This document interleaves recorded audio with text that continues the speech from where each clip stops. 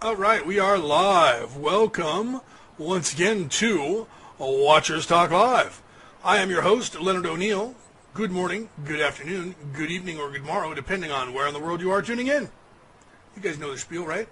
How's everybody doing out there in the world today? I'm coming to you live, Orion Rising live on Facebook. Let me adjust my camera here a little bit. I realize my camera's sticking up just a little higher than I wanted it to. That's a little bit better. Rather cut off my head and show you the beard than cut off my beard and show you my head. All right. So today we're coming to you live once again. This is going to be a good show. We have Daniel back on here, Daniel of Doria, Daniel Dunn. We have him back on here. And I don't know if you guys saw those other shows. We had him on. It was fabulous. Blew my mind, blew everybody's mind. Daniel has written a couple of books. You can see them right now on the page. He's written 3 books. And we're going to talk about those books, and we're going to talk about everything that's going on. And we will have a chat, so if you guys want to talk in the chat, you can talk in the chat and ask questions, and I'll try to field those to Daniel if I can get my computer working here in the chat. Then you guys will be ready to go. So welcome, everybody, and we're going to do some shout-outs. I see Dino from Paranormal Into the Night. Dino's already there. Hey, Dino, how we doing, buddy? He just said hey in the chat over there. So shout-out to him. If you guys don't know who he is, catch his show. He's got a really good show he does on Fridays and Saturdays, man. There are a couple of good shows that he does. He's got a lot of good stuff, a lot of good people on. He does a lot of stuff like we do with all the paranormal weird stuff. So you guys need to go check him out, right? As normal, shout-outs to Portal to Ascension. Those guys, I work with those guys, and I help those guys whenever I can, promote those guys whenever I can. Go to portaltoascension.org, and you can see that they're doing a lot of webinars. They're doing a lot of tours around the world. They have some really good speakers that come on and talk about some really, really, really good stuff. Most of the stuff that we talk about on here on Orion Rising. So you should check those guys out. They just went on a tour with Michael Tellinger. You guys just missed them. They just finished their tour up about 3 weeks ago, 2.5 weeks ago. 2 weeks ago with Michael Tellinger. They toured the whole North American continent and talking about Ubuntu Planet. So speaking of that, ubuntuplanet.org, go and take a look at what that's about, Michael Tellinger and what that's about. Shout out to him as well. A shout out to Bruce Cunningham. Bruce Cunningham is going to be on the show tomorrow. Tomorrow our time, it'll be Monday his time because he's in the Philippines. We're going to be talking about his magazine and the stuff going on there in Angkor Wat. We're going to be talking about the tours that they're going to be setting up that we're working on, that I'm helping him promote for 2018. So you guys want to take a look at that. Shout out to Ildi. Ildi is working with Mimo Basha for MimoTours.com. Take a look at that. They have these really, really good tour packages over in Egypt that they're putting together later this year, I believe, and next year. It's a 15-day cruise, 14 or 15-day cruise. You go up and down the Nile. You go back and forth from Luxor to the Giza Plateau. I think they take you down the Nile, and then you fly back up. And you'd have to look at other stuff that's going on. It's just incredibly insane, and it's cheap. It's not that expensive. You should take a look. Also, if you didn't catch the show last night, we had Georgios Zoukalos on here. Take a look at the video that we had going on over there. You really got to take a look at the video because there is a tour that they're putting together for September 3rd through the 10th to be sailing on this yacht, and there's limited seating, or I should say limited tickets, because they're not selling like 1,000 tickets or 100 tickets or something like that, because they're keeping it small and quaint, and you get this entire yacht to yourselves to do it. It's a show that HeavenToEarth.com's putting on. Take a look at that, and all the links are on the video that we released from the show last night. Because if you go, it's like I said, September 10th or 3rd through the 10th. This year, 2017, and also not very expensive for that tour. And you should take a look at the video because you see pictures of the actual yacht you're going to be on and the staterooms and everything that's going on over there. All right, I think that's the end of my shout-outs. If I forgot anybody, that's a lot of them anyways, right? Those are the guys that I'm helping promote for the tours and the things they got going on. So today, getting back to our show. Sorry, Daniel. Oh, I should do that at the end of the show so that way you can hang up, right? I can just run the spiel off. So we got Daniel back on here, and if you're looking at the screen, you see that his is it rising or raising? I always get those words mixed up. Raising, Eden, probably rising Eden, right? I guess it's potatoes or potatoes, right? Yeah, raising it is. Raising, okay. That's just like, I say Orion Rising, and that's actually pronounced that way, but people don't know how to say Orion. They look at it and they say that wrong. I don't even know how they say it. If I say it wrong, I'll probably say it wrong forever. like they say Orion or something, I'm like, I don't know where you get that. I don't know, Orion. You guys never seen even there's a picture, there's a company in Hollywood that's Orion, and they have the O, and it comes in there. Anyway, so you would think that they would understand that. Anyway, but Orion Rising, so I give myself a plug there, and for those of you who hate that I plug myself every show, change channel. So, change channel. Got to plug yourself, am I right, Daniel? Otherwise, who's going to sell your books? Yeah. Right? Yeah, okay. Good way to do it. It's the truth. It's the best way. I'm the only promoter here. Okay, so if you guys haven't seen Daniel before, you've missed out, but it's a good thing that you're tuning in now, because you guys have no idea that this guy, how incredible he is, his knowledge, his wisdom. He has ascended to a place that we can only hope to ascend to. He's like, he would be like the master sensei compared to most of us because of how far he has ascended. And we'll get into that. So I'm already talking too much. So Daniel, say hello to everybody. Hi, everybody. How's it going? Welcome. Thank you again. Thank you for being here. I'm gonna turn the slideshow on so you guys can see some of the pictures that Daniel provided for me for you guys to take a look at. I ran that at the very beginning of the show, but I'm running it again now. So Daniel, just in case people don't know who you are and they did not know who you were and they missed all the first show that you were on, and I think we had you on. Did we have you on twice, or did we have you on once? I might have had you on. Yeah, well, it's just once. It's supposed to be twice, and I had to reschedule. Is that what it was? Right. Apologize for that. So at least I got you back on now. So yeah, tell everybody who you are and what you're about. That way they know, and where we can get your books. If you have a website, where that is, give them all that information and background information on you. Okay. Well, I'm Daniel Dunn, aka Daniel of Doria, on YouTube, and I've made about 10,000 videos since about 2008, and they cover just about every single subject that you could ever need, really. And then I basically have the most suppressed channel on YouTube as well, in the human world, So, that's no joke either. I know, it's no joke. What I decided to do was, instead of fighting an uphill battle all this time, I decided to write all of my knowledge and wisdom into some books, to add some permanence to them so they, last within the world. So I've created a whole book trilogy, and I've just recently released the very last one of the trilogy a few weeks ago, on Amazon, and all of the books are available on Amazon. And the first one is Raising Eden, Wisdom of the Eternal, and that came out in November at the end of last year. And then the next one came out only in April 2017, just gone. And then the latest one, Raising Eden, Wisdom of the Ascendant, which is volume 3, that's just only recently come out. But like I said, all my books are available on Amazon, and they took a decade to create them all and put together and piece together from all of my YouTube work, all of the, because I develop a relationship with my higher self every day, so I've received a lot of new wisdom over the last few months and the last year and stuff. I've also, completely brought everything up to date till, to about 2 weeks ago, really, and I put all of that in there as well. And it's basically just a whole decade of my heart and my soul, and all of the highest wisdom that I have poured into these 3 books that took like 10 years to make, and they're all available on Amazon in paperback. So that about sums it up, really. But as to where I go from here, it's all about, obviously, now these foundational pillars are in place, it's about creating very powerful spiritual communities the entire world over. That's where the work's going to go. But at the moment, it's just, promoting these books and making people aware that there is actually these books out there in this trilogy, So, right, and now tell us about the books. Let's start with the first book. Tell us about what that book's about, and then run through the other books, and then I'll start asking you some questions about stuff. But let's start with book 1. What is book 1 about, and what inspired you to write that?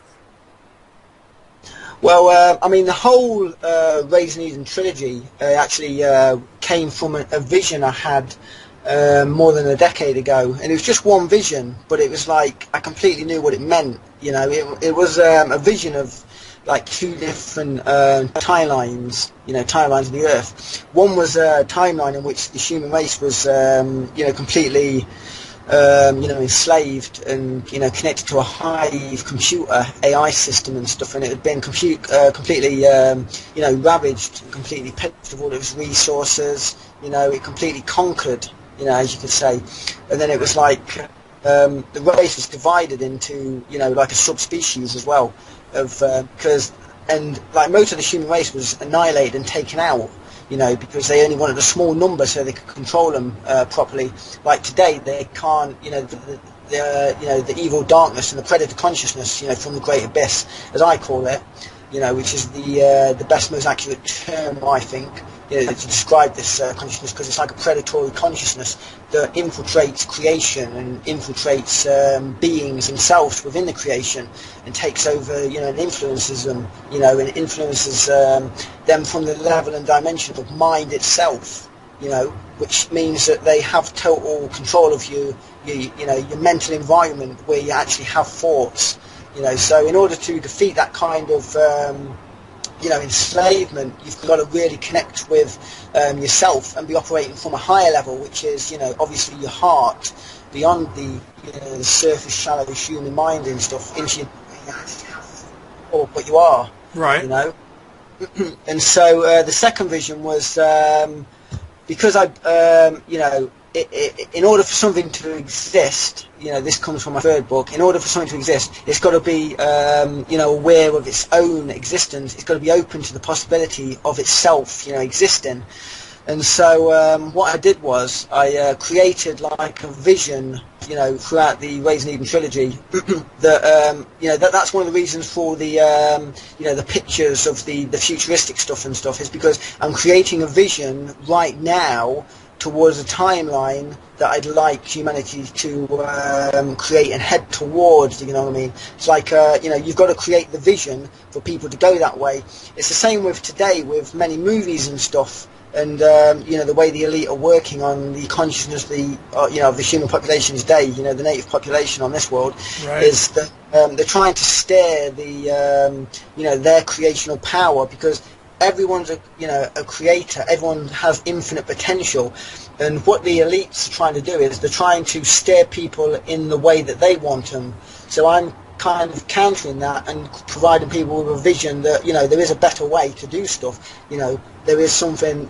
Look at this way. Look at this, and you can do it this way, and you could do this, and it will turn out like this. But that's down to the person. But the ultimate, most important thing is, in all of this that's going on is, how present are you to yourself? That's the most important thing, because, concentration of energy within a being is power. That's how the power translates. The more concentrated a being, the more influence that they're going to have within not only, the world itself and the universe, but also within all of the subdomains of like the mental environment and stuff as well, and the emotional planes and stuff, and the causal planes. But, ultimately that's the thing. So, the first book is basically, it covers absolutely everything, because it has to create the context of everything, so that people can look into it further and stuff.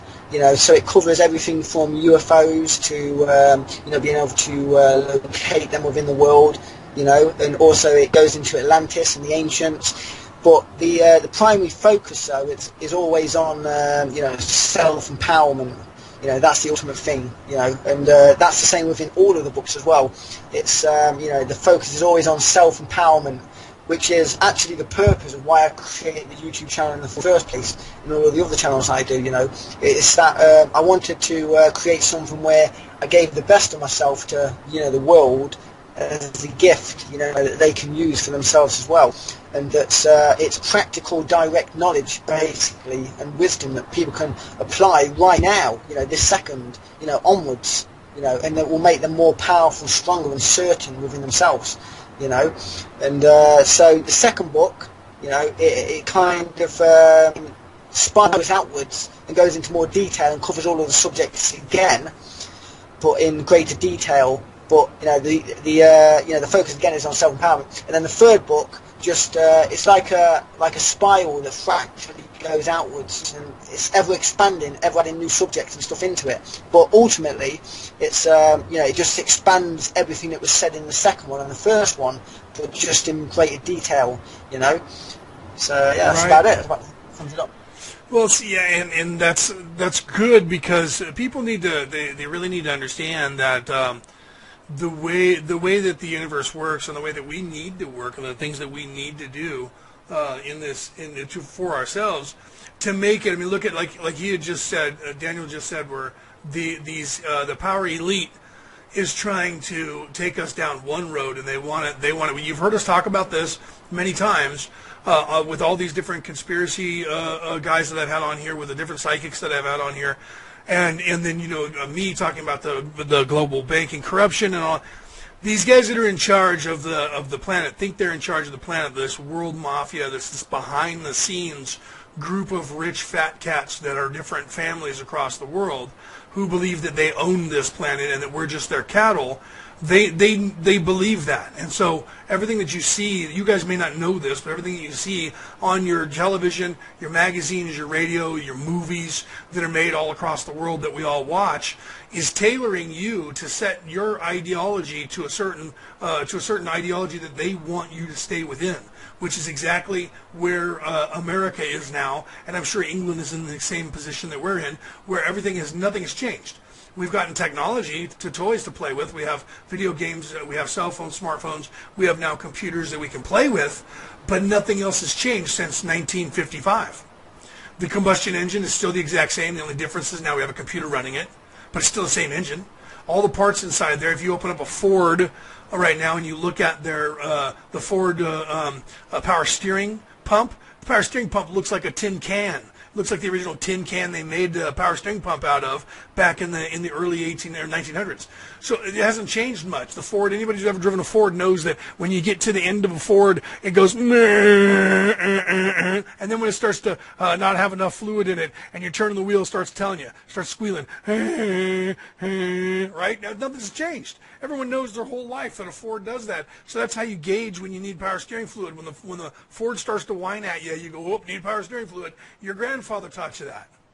Nothing has changed. They don't want it to change. They want the status quo the way it is. And Daniel is one of these people, like we had Heather on here the other day. The same thing, forward thinking. We're going to have Travis Smith back on here again, and he's just a guy who looked around, and he's also wise enough to see this. And another person is forward thinking. And those of you who watched, and I keep going back to Stephen Greer is telling you the same things that Daniel's telling us right now. And Stephen Greer has been vetted in and talking to aliens, and you guys don't get it. Most of these guys, the alien guys, all they want to do, if we don't start the show and go, aliens, aliens, aliens, they go, oh, I don't want to watch this show, I don't know what it's about, and then they try to run away from the show.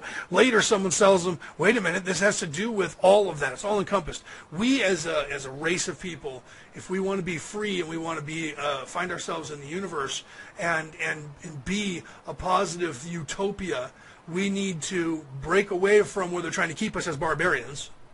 We have to break away from that. We need to ascend to our own higher selves so that we can. There's two roads. Daniel touched on this slightly. There's two roads of thinking of where we're going to go, and Daniel saw that. There's two roads of thinking of where we're going to go, and I've known this, I just talked about this the other day, I've known this since I was in my 20s. It was being taught even back then. There's people who believe in doom and gloom and that the world's going to come to an end, and then there's people who don't. Now, it's even written in the Christian Bible where you're going to have the rapture and there's going to be people left behind. So that's bizarre, right? So what if that really is going to happen? What if there is going to be a split where those people who ascend are going to move on to the utopia that we're building, and those people who don't believe in it are going to be the left behind, and they're going to be stuck in that reality where the world is being run by this behind-the-scenes world mafia, and you're going to be a slave until they kill you, and then you may make your way back to us. What if that's true? Now, I don't believe that's true, because I'll tell you why. Because I believe Daniel, and I believe myself, and I believe people like me, and we're not going to let that happen. So those of you who are not caught up, you're going to have to catch up, because we're going to make you do it. Because we are going to not allow them to keep us where they are, and they can't do anything about it. They can kill us. We'll just recycle and come back. That's what pisses them off. If they killed Daniel today and they killed me today, I'd be born tomorrow or the next day. Actually, no, I was told that you take off sometime before you come back, but we would come back and someone just like me would come back, and it's still going to happen. They're just trying to hold on to it as long as they can by trying to bump people off or doing like they do to Daniel, where they have delete his stuff. And it's true. He said that at the beginning, if you missed that. He's the most deleted and abused person on YouTube because people hate on him because they're trying to keep him down, because what he's doing is what everybody needs to know. And so because of that, they're going after him. Am I right? They've been doing that to you for years, right, Daniel? Yeah, I mean, death threats are, commonplace, towards me and stuff, all of the time and stuff. But, I just wanted to say as well, mankind, are going to continue to becoming weakened and diseased and disempowered, and the species is going to perish, if it continues to walk in the shadow of its own enlightenment. Right. The tides are turning against us, so who will you turn to for your strength, power and stability?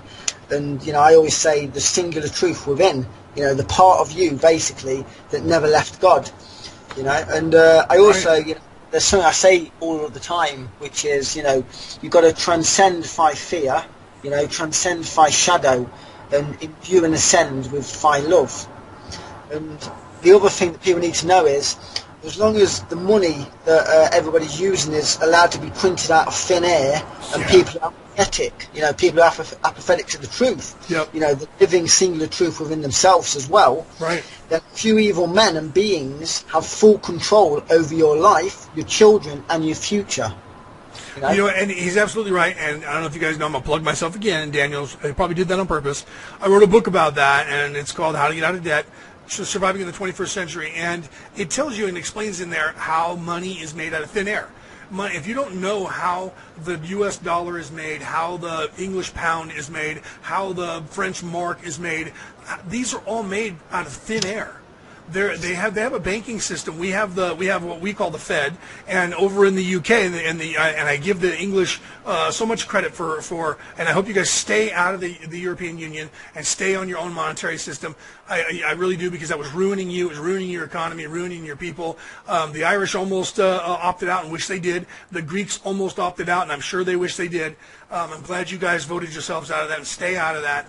Don't join any union. Keep your United Kingdom and do that. You know what I mean? Fight. Keep away from those people. There's a banking system out there that's ruining us, guys, and our government just decides they want $100 million for something, and they go to the Fed and say, we want $100 million. We voted on it. The Fed writes a check and takes that and gives it to the U.S. Treasury, and there is no money in that bank account.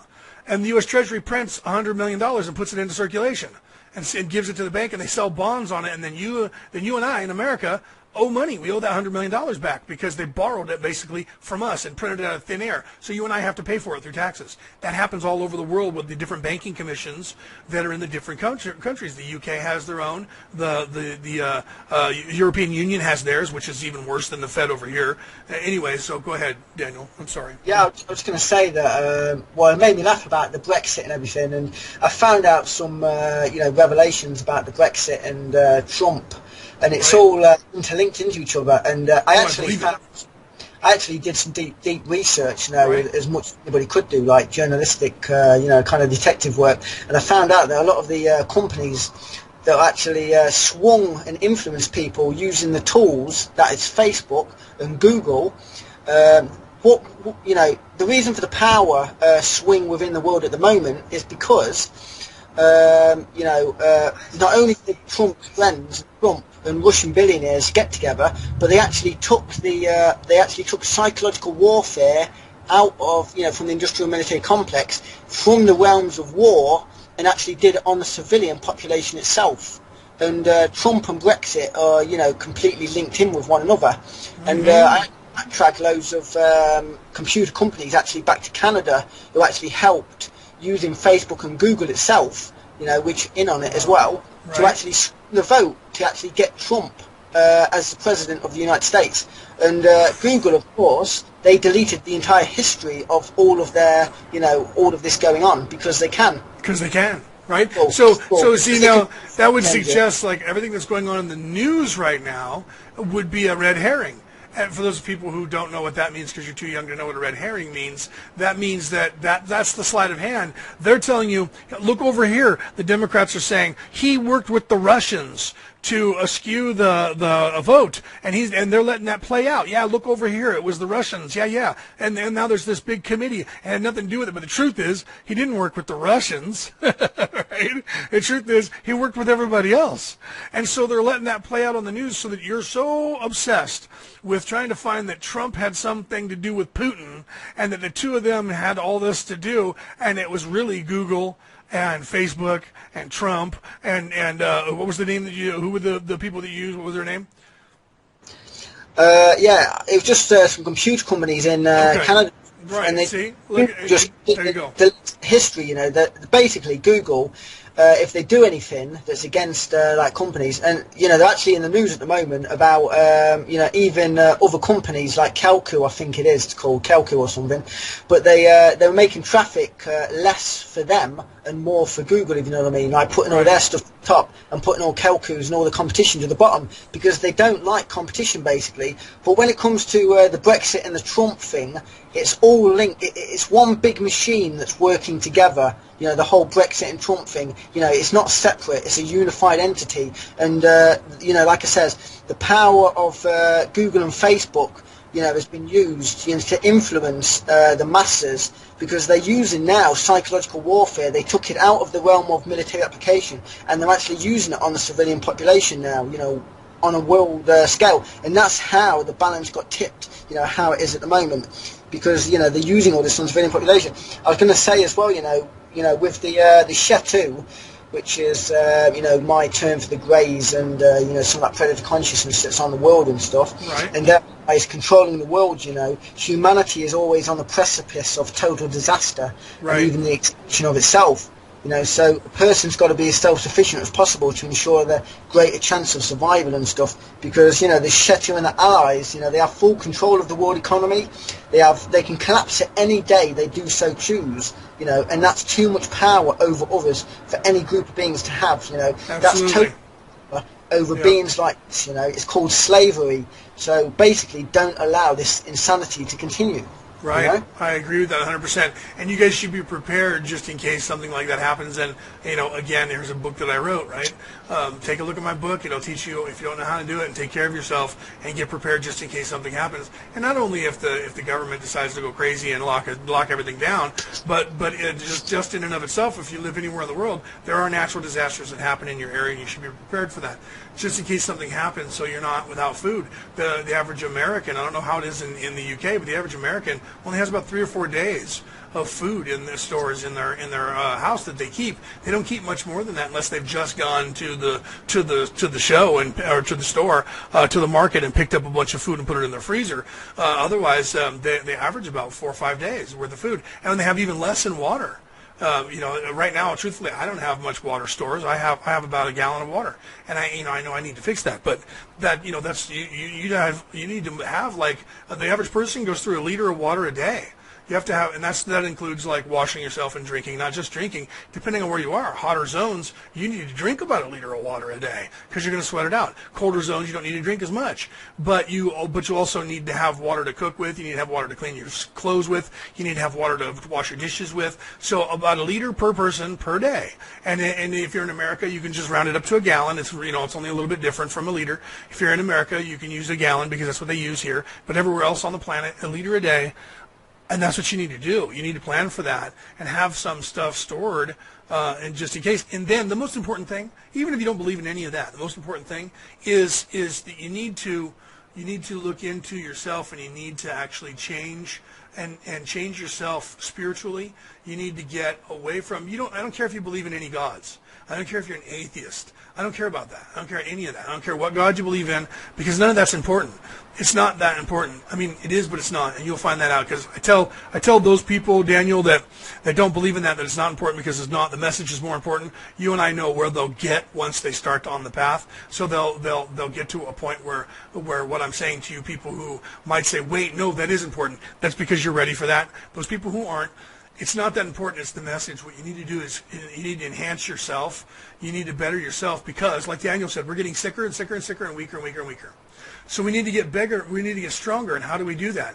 We have to center ourselves and focus and eat healthy. We have to ground ourselves to this planet instead of not being in touch with the Earth itself or the universe. We have to acknowledge that it's there and feel it. Am I wrong in that, Daniel? No, that's absolutely right. You've got to basically all the parts of yourself that you've never given thought to, give some thought to and give some time to, because ultimately it comes down to self-love first, and I in the spiritual movement, a lot of people think that love is all wishy-washy and fluffy and stuff, but ultimately it's not. Ultimately it's the most powerful force within existence itself. And life can only exist because of love. The creator itself, fractured itself into all of the varying parts that we can perceive now. Not only the creation itself, but all of the beings within the creation itself. And everything at the highest level is just one unit of energy. And on our level, obviously, we see an entire world, and we see planets and stars, and we see individual beings and stuff. But that ultimately is just an illusion, because the only thing that's separating all of that energy, and allowing it to be able to express itself, is the magnetic field. And the magnetic field is what cordons off the energy and allows it to exist, within form and time itself. And as soon as you have a magnetic field, you birth time.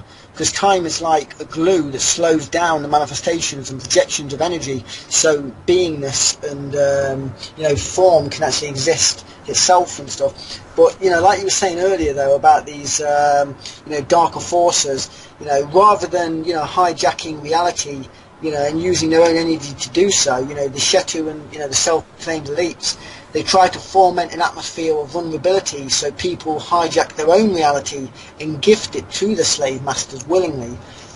That's one of the things they do. And God, basically the master creator, anything's possible for God. It's a pure, selfless, benevolent love, and it has infinite power to be able to create anything.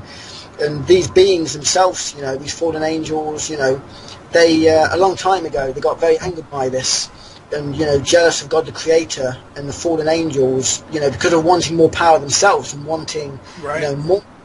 They wanted the powers of the Most High, but when this didn't work out the way they wanted, like children, they decided to rebel against it. And now, they use humanity and countless races within the multiverse to mock God by getting them to war on one another, as much as possible. And they spend the time just infiltrating and corrupting, not only the creation as much as possible, but all of the beings within the creation itself, because, God basically gave free will to all beings, the Shetu, the fallen angelics, the allies, including the self-proclaimed elite, humans of this world and stuff, and all decided to be, masters of evil, because this was the only space within creation itself that they felt that they could occupy and they could rule. Because they knew that, nobody could, possessed the power of God the Creator, and they can't create or replicate it in any way near what God can do, basically.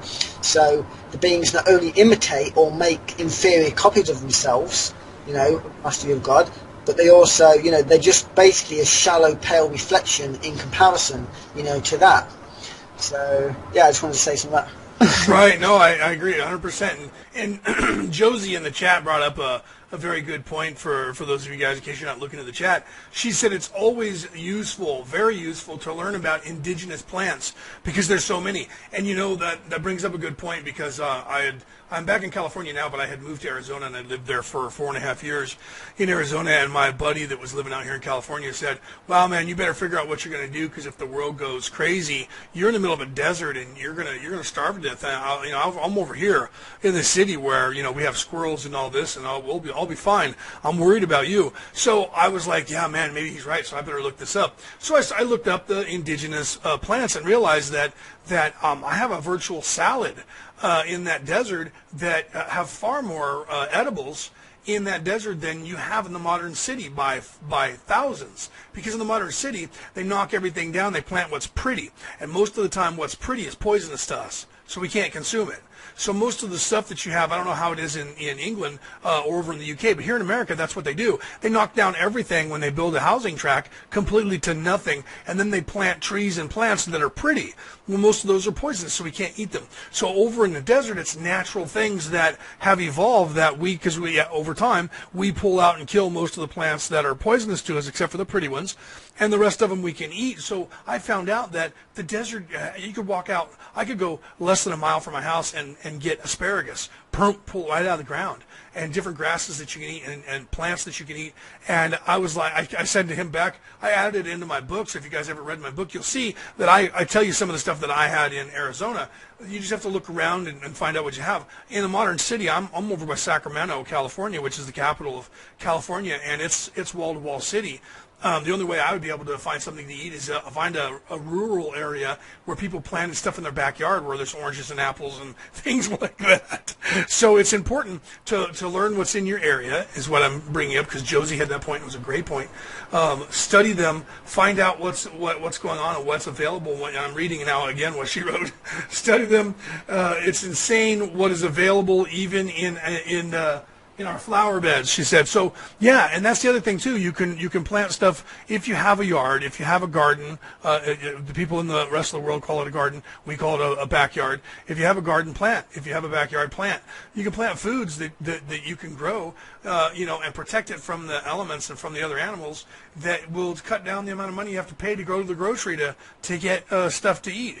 That's just the stuff for survival. But the important thing is what Daniel's trying to say is that, and learn who you are, learn to love who you are, because those of you who want to communicate with aliens that are out there and you want disclosure for these aliens that are out there, you're not going to get it from the government. Daniel just told you that. You're not going to get it from them. They don't want you to know about it. They're trying to hide it from you.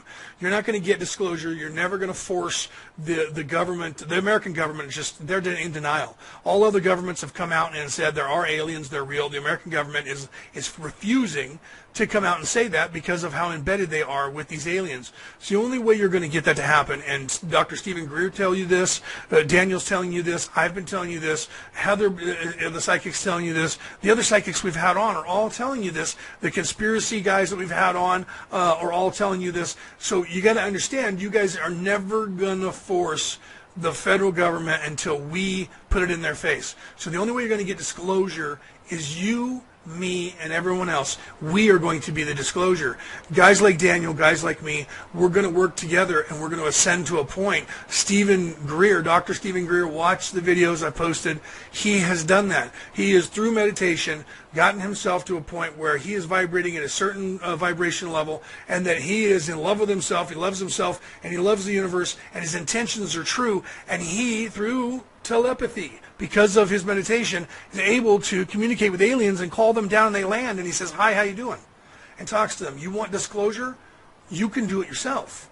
You can learn and then meditate, just like Daniel said, and get spiritually to a place where they'll come and talk to you. And I'm going to do it. I'm going to do it, and I'm sure Daniel's going to do it, and at some point, we're going to be able to do that. So you guys need to do it as well. Am I wrong, Daniel? Am I right in that? Well, I don't think I'll do it, because a lot of the races, around us at the moment, it's like, most of them don't want to talk to us anyway, right? Well, I mean, true allies, they don't intervene within the world, whatsoever. Right. Our true allies are very, very far from here. What you see within the world now are all of the pirates and, right. the bad ones, basically. Because there's a certain procedure and a protocol to actually getting into contact with racers. And one of the things is, ultimately, when that race has reached a certain point, then, of its own, volition, it will want to contact the races around it. But most of this is actually, it's always done off-world on space stations and, off-world, so the space itself isn't invaded and stuff. And, so there's no ambiguity to what's actually going on, if you know what I mean. It's like, the selves, the people themselves, they have to set the terms of engagement. Otherwise, if you don't, you're already within, a sea that's already deeper than you could ever know. basically. So that, so the good races, benevolent races, always, they give guidance from afar, but they will never intervene because they know it's our job, and it's up to us to do the work. And ultimately, it's a personal journey as well between us and God the Creator, and as a collective humanity as well. So a lot of the benevolent races are actually far from here, and they'd never come here. A lot of the ones who are coming here are actually the dark masquerading as light, but they never reveal themselves as the dark because they obviously people won't accept evil, if it's in the face, but they will accept them if it presents itself as a friend or something, So Right. that's kind of how things are operating within this world at the moment, and. Right. I mean, like we were speaking about earlier about dimensional spaces for evil, it's like if you're very naive about how things work in the universe, because we are within a very predatory universe, and it's a highly competitive environment, and on a macrocosmic level, just like the microcosmic world that we're in now, it's a direct reflection. What's happening on Earth now is actually happening around us as well. So it's not just some fairy tale fantasy world where every being's living on a higher state or something, which is one of the great, a lot of alien races are using that against the human race to get control and get a foot, like a beachhead within the world itself to start manipulating people, But I see the actual disclosure movement as, I actually personally see it as one of the main vehicles for the alien intervention itself within the world. So, I've got like a completely opposite view when it comes to, Greer and, that kind of thing at the moment, because I uncovered over many, many different years, many different, startling facts as well. And I even put them into a Transcendence series that I created many years ago, and it covered the Disclosure Project and what it used to be called and stuff. It actually went in depth into this as well and showed that it has deep links to the Rockefeller, the Rockefeller Initiative, I think it was called, Right. back a long time ago, and it had Right. deep links to Rockefellers, and the Rockefellers and everybody, and the Rothschilds are the actual ones who are Yep. actually subjugating humanity in the first place. Yep. So, then I found a lot of links to, ancient Sumeria and the Owl of Moloch and stuff, and the ancient demonic forces, which is the Shatu, which is what I'm actually speaking about, Oh, which okay. is, whatever the plan is, they've been planning it for many, many thousands of years. Oh yeah, absolutely. Yeah, it's been going on for a long time, and even Dr. Greer was talking about the cover up of like Roswell and everything since then. That there's been for 70 years they've been running this show and doing what they're doing now, and that this goes back and ties back to even further, like you said, thousands of years where these people ran things at the turn of the century when Ford. I say this every time. It's a quote that I tell you that Ford, when he was making his vehicles at the time, he was going to run them on batteries, not on fossil fuels. He wasn't going to use. He needed some oil to oil some of the grease some of the machines, but he wasn't going to run on gasoline. He built his machine and it was battery operated. But who owned the oil fields?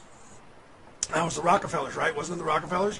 They owned the oil, so they went to the other companies in Europe and said, make your vehicles on fossil fuels, and then Ford had to change because otherwise people were going to be not wanting to buy his batteries. They were going to want to buy the stuff over there because they were working at the time with electricity, and who owned electricity? His buddy, right? So they were going to out him just like they outed Tucker in the 40s when Tucker was building a vehicle that had all the safety features that are on vehicles today. But he did that in 1945, 46, and 47. And there's like 10 Tucker vehicles left in the world. Watch the movie. There's a movie called Tucker. Jeff Bridges plays Tucker. And all these guys went against him and went to the metal companies and said, don't sell him steel. So he can't manufacture his car. They went to the rubber companies and said, don't sell him rubber. They went to the gas companies and said, don't sell him fuel. Okay? And they all got together and did that. And they did that to Ford. Ford said, back at the turn of the century, it must have been 1920, 1930, Ford said that if Americans knew how the world economy actually worked, there would be a revolution today. That was more than 110 years ago when he said that. Yeah, and it's true, and that's not just a one-case thing either. They've been doing it the entire time. Because look at it this way. First of all, you've got God the Creator, and it's create this beautiful, benevolent creation, directly out of love, out of its own body, didn't create the universe, it became the universe. Right. Everything, that we have, we are part of the body of God, basically. Right. Every single atom, every single thought or emotion is all connected to the source from whence we came and stuff. And, evil itself only survives and thrives within an environment of disharmony and a dimensional space where there is a disharmonious resonance, because it is a disease. It's a disharmony. So therefore, it can't, unless it creates disharmony within the harmony that is God, within that perfection and that creation, it can't actually exist. Right. So, but I mean, one of the good things about this is, in a healthy creation, if it's created and it's then corrupted and there's disharmony and disease within it, the earth itself, because it's got its own consciousness, or even the creation itself, or through the benevolent powers of God, the Master Creator, it will be corrected by some higher power. Then people have to realise as well that this isn't judgment. This is the way it has to be, because all life is one. So if it's not this way, then all life in all dimensions would be at risk and would be completely destroyed if it wasn't this way.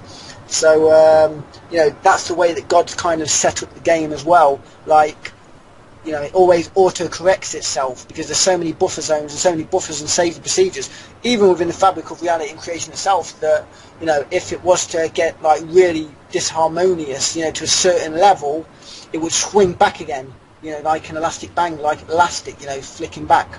Right. I agree with that 100%, and it's true. And the entire concept of what he's talking about, guys, is not new. He's not coming up with something that's brand new, and this is something Daniel made up. This is the reality of what everything really is. If you go to these modern day churches, they're more like cults anyways. They always have been. They're not going to teach you self-empowerment, because they want you, just like Jesus, if you guys want to look at that Bible, the New Testament, Jesus fought against that. He was talking about self-empowerment, just like Daniel's talking about. And I know I've said this before, and Daniel was like, whoa, Leo, don't compare me to Jesus. But those guys were talking about trying to keep you coming to their place and giving them money and worshiping them, and you can't worship God unless you come to our box and worship in our box. And Jesus was teaching self-empowerment, teaching that you don't need to do that, that you need to worship on your own, you need to get yourself enlightened. And so what Daniel's teaching now is not a brand new message. This has been, other people have been teaching this throughout time. And again, I'm not trying to equate Daniel with Jesus. He doesn't like me to do that. He gets kind of annoyed when I do that, because other people get annoyed and say, hey, Daniel's not Jesus. No, he's not, and he doesn't claim to be. He never equated himself that way at all. It's me that and a couple other people that have said, your message is kind of like Jesus's, and he's like, whoa, right? So just so you guys know, it's not. I'm trying to show you that it's not a brand new message, and that other people, not just Jesus, there's been other people. Muhammad has come out and said the same. There's other deities, there's other figures out there who are teaching the same message of love, the same message of self-empowerment. Look at the Quran. Look at the all of the Quran is the same way. All of the Talmuds that are out there that are based on the Judeo-Christian Bible, usually, if you pay attention, they're teaching self-empowerment. Even the Old Testament that the Hebrews used, that they got from Moses, was self-empowerment. Moses was self-empowerment. It was the churches themselves that corrupted that and turned that into, you have to come to us, and we'll tell you what to do and what to think. It's the same thing. It's the same thing that's been happening since the dawn of time that Daniel's talking about. The churches are involved in it. The churches have been doing it. They keep you just learning what they want you to learn, and only knowing what they want you to know, and not going off. There was a time in the Catholic religion that you couldn't own your own Bible, because they didn't want you reading it. They only wanted you to know what they told you. That's the truth. And then, of course, they only did it in Latin until 50 years ago. And then they decided to start doing it in English. Now, if that's not control, I don't know what is. So I'm not trying to say those religions are wrong, because the idea is correct. Some people say Jesus never existed. I don't care if he did or he didn't. The idea and the message that Jesus is portraying is the important thing. Whether that man actually existed or not, doesn't matter. Whether any of that's true, whether it's all made up, whether everything Moses said was made up and Moses was made up and all of that was made up, if it's all fake, it doesn't matter. The message itself is true. And that's what Daniel's trying to tell you. The message itself is true. There is out there in the universe a entity, whether you want to call it God or you want to call it the supreme power, whatever you want to call it that makes you feel comfortable. There is a power in the universe that is positive, that the people here who are in charge are trying to keep you disconnected from, and you don't know it. Okay, and this is what Daniel's trying to tell you in a nutshell. Am I wrong in that, Daniel? No, that's absolutely right. And even there's natural cycles of being, within the universe, and other things, and the Gregorian calendar and the Gregorian clock, for example. It's that basically these beings, they try to disconnect you from your inner power as much as possible, and in every way possible as well. And that's also one of the reasons why, in the morning you get many different letters and bills and stuff, because they're trying to break that peace within your being. So you're always getting those bills for your post all of the time, for loads of different things. And that's one of the they're trying to fragment you as much as possible instead of having you as a unified, concentrated being. And what I said earlier was concentration within a being is power. The more concentrated energy within yourself, the more integrity you've got. The more integrity you've got, the more change and influence that you will have on, all of the living systems around you. And because we're in a living reality itself, you're going to have influence upon every single mind and every single part of the creation itself, because you are more concentrated. You're the most powerful singularity within that area, within the creation. Therefore, all of the energies will, come to you, if you know what I mean. They will align with your frequency and stuff. But, people do need to know that there is a group of people within the world who don't want to see people shining the brightest that they can. And sadly, they don't want to see people empowered, or what I like to see is, empowered. Right. I create my own living language as I go, because I don't believe language should be stagnant and just rigid, just one set way. It's got to have vibrancy. It's got to have presence. Presence is ultimately the most important thing in anything. So the language of English, and when there's a set language, it's a dead language. But I create a living language, and people should, they should create a living language, because as they go along, they should create their own words. They should start using their own words, because then there's a quantum leap within the actual process of, your own expansion of consciousness as well, and your own evolution and things, And yeah, I agree with that. Michael Tellinger, just as an example, and then I'll let you continue. Michael Tellinger loves to say, like the word, I understand, or do you understand? He says, I don't like to use that word understand, because I don't stand under anyone. Yeah, exactly. That's exactly what I'm speaking about. And when I speak about creating spaces and contexts, to exist within, it's very important that as soon as you create an idea or a sphere of existence, and even when you look at your own life, look at your own sphere of existence of where you exist and where you are, and see if there's any space within that where these darker forces can latch onto. And if there is, make sure that you're occupying that space, and you don't allow your own naivety to destroy and ultimately kill you and stuff. Which is one of my lessons that I learned quite a while ago. The lesson that you can't actually save anybody else or their life. You can heal them and guide them into their own power. So never try to save anybody, because I learned the hard way. I nearly died a few times from doing that, until I actually learned my lesson. I'm actually very, very thankful to actually be here still.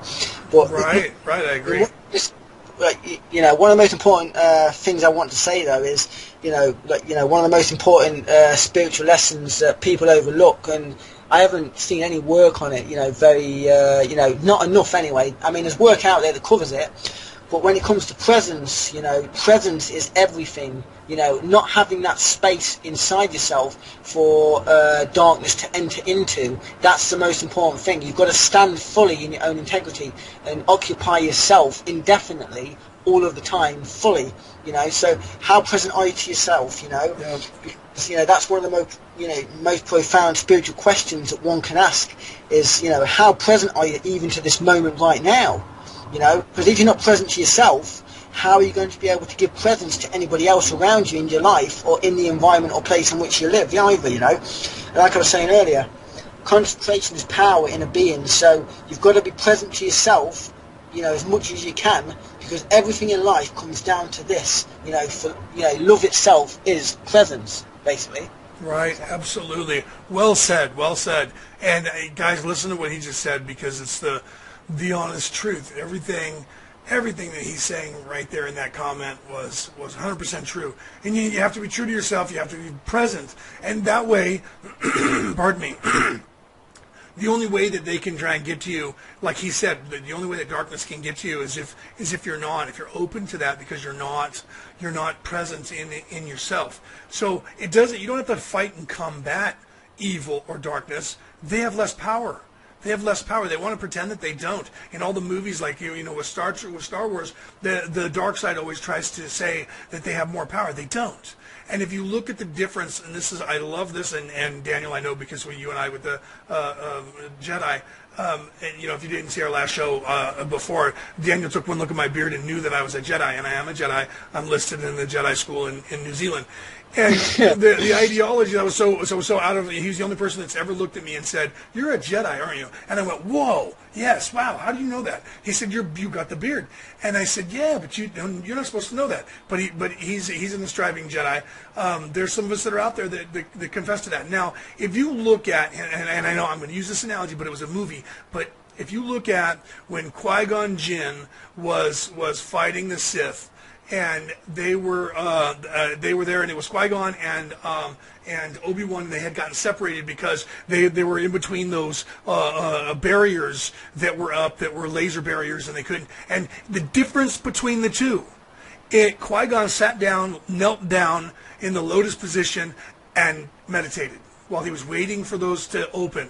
He was on his knees with his saber off, with his eyes closed, and the Sith was prancing back and forth like a tiger overlooking his prey, right? And just trying to act like he was just the evil, and he was just, but you know what? He got nothing for it, okay? He got nothing for it, because as soon as the doors opened, Qui-Gon actually was able to get up off the ground, open his eyes, light his saber, and block the blow before he could even hit him. Now, I know that ultimately you're going to say, well, ultimately Qui-Gon was killed. Okay, well, ultimately Qui-Gon was killed. In the real universe, he probably wouldn't have been. In the movie, they had to move the movie along, and Qui-Gon needed to die so that Obi-Wan could become the mentor, so that when they found Anakin, Obi-Wan was the mentor, because that's how it worked, because of the book, the way the books ran. Okay, so that was the storyline to keep you going as an author. I know that. That's what you do, right? But in the reality of the world, even if it did happen, it was supposed to happen to inspire Obi-Wan, just like when Obi-Wan died, it happened to inspire Luke and to keep the passion going and things, and you have to understand that. So the difference, my point here is that if you are calm and in the moment and in the presence, then you're not going to be overcome by the evil, and that was that scene. I know it was a long, drawn-out explanation to get where Daniel was going, but I just want to give you guys that because everybody's seen those movies just about. All right, Daniel, I'm sorry. Go ahead, buddy. Yeah, I was going to say, it's like you says, though, you've got it spot on, because ultimately, this is a profound saying as well, and that is that, God is still, everything else is in motion. So if you want to connect to the highest power, then you've got to become still, and not only, do you become still within yourself, and connect to that inner power, but as soon as you become, as strong and powerful within as yourself, as you possibly can, and also learn to say no, because if anybody's trying to corrupt you or take you from, the golden path, is what I like to call it, of your soul, you've got to be internally strong and externally strong as well, eventually, but that comes later. Because I always say as well, when those who love peace, those who are good and love peace can organise as good as those who are evil and love war. Only then shall there be peace, within the world. So I always say, don't allow a space outside yourself, and also don't allow a distortion of space even within yourself either to exist. Because the forces of darkness try to create this beachhead, and try to attach and bind to you. So it's like we said last time, Leonard, when we were talking about spiritual armour. It's very important to wear your spiritual armour and strengthen it daily, to be immune to all these attacks. Right, absolutely. Then, their unsuccessful attempts, on trying to make you, weaker, eventually they just won't bother with you. Or right. they try to use energy against you, you can turn it up on its head and use it against them. For example, every time they deleted one of my YouTube channels, I'd make 2 YouTube channels. Every time did something else, I'd make 2 of them. Right. So every time it attacked me, I'd also always focus more energy and tension onto that specific point. So every time I was under attack or whatever, by any force or whatever, they always they back off, because they're not doing anything apart from making me stronger and making it worse for themselves. You know, and also I use anything that they fire against them anyway. So right. You know, it's not good for them, is it? Right. You know?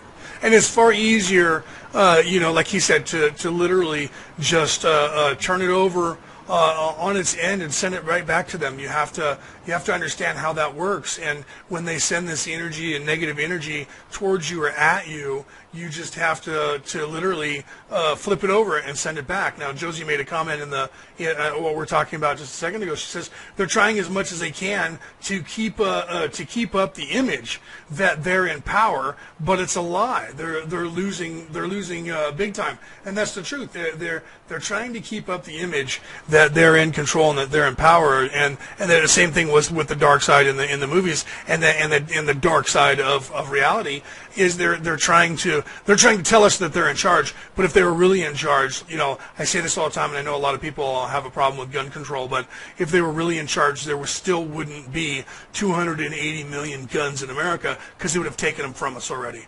But the fact that we have these guns in America it shows that they're not as brave as they think they are. They're not as in charge as they think they are. Because the second they decide to use the military in America to start kicking in doors, they would literally have to try and do what they tried to do to the Knights Templar. They would literally have to try and find out who has every gun and have at least 4 or 5 people standing at all of their doors at the exact same time and kick in every door in the United States of America at the exact same time.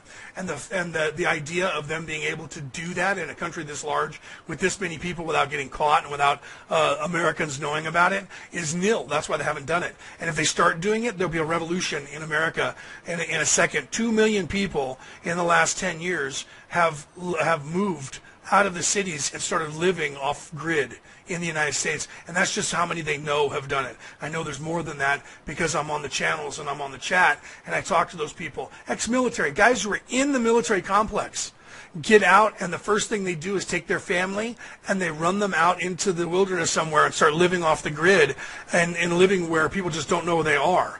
And there's groups that are living in the mountains, and they're telling each other, military guys that are telling other military guys on sites that the government doesn't know about, move here when you get done. This is going to be a safe zone if something happens. So that should tell you something. And I'm not trying to create fear. What I'm trying to show you is that there's people that are being proactive out there that are ensuring and standing on a wall that you don't know is happening, and they're fighting a war that you guys don't know is happening, and that Daniel knows, and that I know, and that some of you do know, that there is a war that's going on and has been going on for thousands of years, and you guys can't see it. And they try to tell you this in movies like what was that movie with Keanu Reeves where I can't think of the name of the movie now, but where he was fighting the war against evil and no one could see it, and Rachel Weisz was in it, and all of a sudden she could see the demons and they weren't supposed to. There's a war going on right now that Constantine, thank you, whoever just threw that into my head, Constantine, thank you. There's a war going on that you guys don't know about that we need to take back ourselves and as a species here on this planet, because those people are trying to sell us off, lock, block, and tackle. Okay, and we're needing to not be their slaves. They think that we're slaves. We need to prove that they're not. If you want disclosure and you want aliens to be communicating with you, you need to fix yourself. You can't just look to the government and say, take more charge of me, take more charge of us, and oh, by the way, while you're at that, tell us about aliens now, or else what? You got nothing. They look at you and say you got nothing because you are nobody. You're sickly, you're weak, you think you're going to be at any moment taken over by the devil because I made you believe that, and that's what they make you believe. So anyway, am I wrong in that, Daniel? I'm just ranting here. No, it's good stuff, and I enjoy, listening to what you say as well. And, no matter, what the self-proclaimed elites and the shadow government and all the allies do, it all seems to be backfiring on them anyway. On the surface, it looks like their plans are working, But when you really look deeper, into the core of it, you realise that, the plans actually aren't working. They've had their day already. They're hanging on to the last shreds of what they once had, and they're creating the last stand, basically. That's what I call it. The last stand in battle, when you do everything you can to fight for the last, moment, and you try not to lose. And one of the big differences in the world today is that people are awakening, en masse, and it's like no other time in history. Yep. Because, the people go within, and they don't concentrate on the chaos within the world. And, if they're focused upon their own empowerment and empowerment, the more power and, the more people that can create this energy, the more reality will actually respond to that energy as well. And then there's no longer any space for negative hierarchical structures or control systems to exist, in that space anymore. They're just not sustainable. And, right, one of the reasons why, that's one of the reasons why everybody needs to really be in true relationship with the inner self. And, through the outer hardship of all of this stuff going on, it actually forges internal determination. And it actually creates inner resilience and stronger bonding. And it's this bind of doing things together as a human race and being present to one another in life, that creates and pulls, everything forwards, and, actually creates that unity and makes the bond stronger anyway. So, it's a prime importance every day as well that people, one of the most important things is that people create their willpower every single day as well, because willingness, is expansion itself. So make sure that you're creating willpower, and make sure that you know your own power as well, in yourself. Absolutely. I want to point out that when I said, Constantine, thank you to whoever was that put that in my head, I looked over the chat and there was nothing in the chat, and I thought to myself, Josie, and I was almost going to say, thank you, Josie, for putting that into my head, and I looked back and it popped up in the chat, so she was thinking it and typing it, and I caught it and said, Constantine, thank you for whoever that was, and then in my mind I knew that it was Josie, but there was nothing in the chat, so I didn't say it out loud, so I just want to point that out, that I picked that up and then saw it in the chat. I looked at the chat, there was nothing there, said thank you for whoever put that into my head, and my brain said that was Josie. Didn't say anything until I saw it just now, so I wanted to point that out. So that was kind of rocking. I wanted to say that. But yeah, that's, the truth is, like Daniel's saying, the truth is that if you look at any kind of war that's going on anywhere in any movie, you'll notice that, you don't have the people say this is darkest just before the dawn. If you look at all these movies, even going back to the Star Wars movies, the Star Trek movies, every movie that you see, you'll find that the dark side puts everything they have when they know they're losing, everything they have into what's going on. And it's so overwhelming that the light side thinks they're losing. But there's a few people who don't believe that, and they know that they can get the job done in overwhelming odds. And it looks horrible, and it looks like there's no way out, and you're not going to make it. And then there's those few people who refuse, like I said, they refuse to believe that because they know we're stronger than that, and we're going to defeat you. And it's just a matter of hubris is a great thing. Is it because people who are innately dark or negative or evil, they have a very big ego. Okay, so ego gives light to hubris. Hubris is, if you don't know what that is, hubris is when someone, because of their ego, they're very easy to fool, they're easy to trick, and they're easy to goat into doing something. If you can get somebody angry, you can make them do what you want because they'll be so frustrated with you that they're just trying to win, and they'll go and do everything they can do to try to hurt you, and they usually burn themselves out. And that's exactly what happens. And what's happening now in this world is, we went from one era, and we're moving into another era. And I talk about this on every show because it's true. If you look at 2012, the Mayans wrote a calendar and showed that this era ended. Baktun 12 ended, and we're moving into Baktun 13. And right now we're in the transitional phase. Dr. Stephen Greer talked about this as well. We're in the transitional phase. That era has ended, but the new era hasn't begun yet. So because we're in the transitional phase before the new era begins, the darkness is trying to do everything they can to prove that they're in charge and that they rule and that we have no hope. Okay? And that's the opposite of the truth. If we just continue the course and better ourselves and realize they're not in charge and we will do what we're going to do and we're going to make this happen, we will have a utopia soon. We just have to change a few things, which means we have to literally just do it. We have to stop being lazy, and we have to say, we need to recycle. We need to change what we're using and stop using fossil fuels. What if we tell them just to stop? When people got mad and said, we need something else, all of a sudden, they started making hybrid cars. All of a sudden, they started making biofuel. Where do you think that came from? That didn't come because the government decided to do it. It became because people said, I want it, and we demanded it. So we need to demand more. Now, you guys don't know this, but Brazil, the entire country of Brazil does not use fossil fuel to run their vehicles. The entire country of Brazil has some for those people who want it, but they run on sugar cane. They took sugar, which they grow there, and they created a gasoline, some sort of biofuel out of sugar, and that's what they use. They're self-sufficient. You don't know this because the American government's not going to tell you this. You don't know this because the English government's not going to tell you this. You don't know this because no government in Europe is going to tell you this, because they want you on fossil fuels. Am I wrong, Daniel? Are you there, buddy? Yeah, sorry, yeah, I was there. Sorry. So I just had to close my door. Oh, all right, and I caught you at the very wrong time, didn't I? I apologize for that. So I was just telling them that about the fossil fuels in Brazil, and how the people in Brazil are running on sugarcane, but the governments aren't going to tell you that because they want you on fossil fuels, because they want the status quo. Am I right? Yeah, it's true. They, the powers that were is what I call them, not the powers that be. The powers that were. Because like I said, it's the context thing again. You've got to put things in the proper context, of the way things are, and empower yourself while, simultaneously, disempowering those who are actually, trying to take control over everybody, there's no reason to use language that would empower them. So always use terms and words that would weaken them. Absolutely. Good idea. Good idea, buddy. It's the environmental space, the actual space, the creational space itself that's very important. Like I said, it's a battle of wills, willpower and presence, and make your willpower stronger, and theirs weaker as well at the same time, and if you become a very powerful, concentrated being within yourself.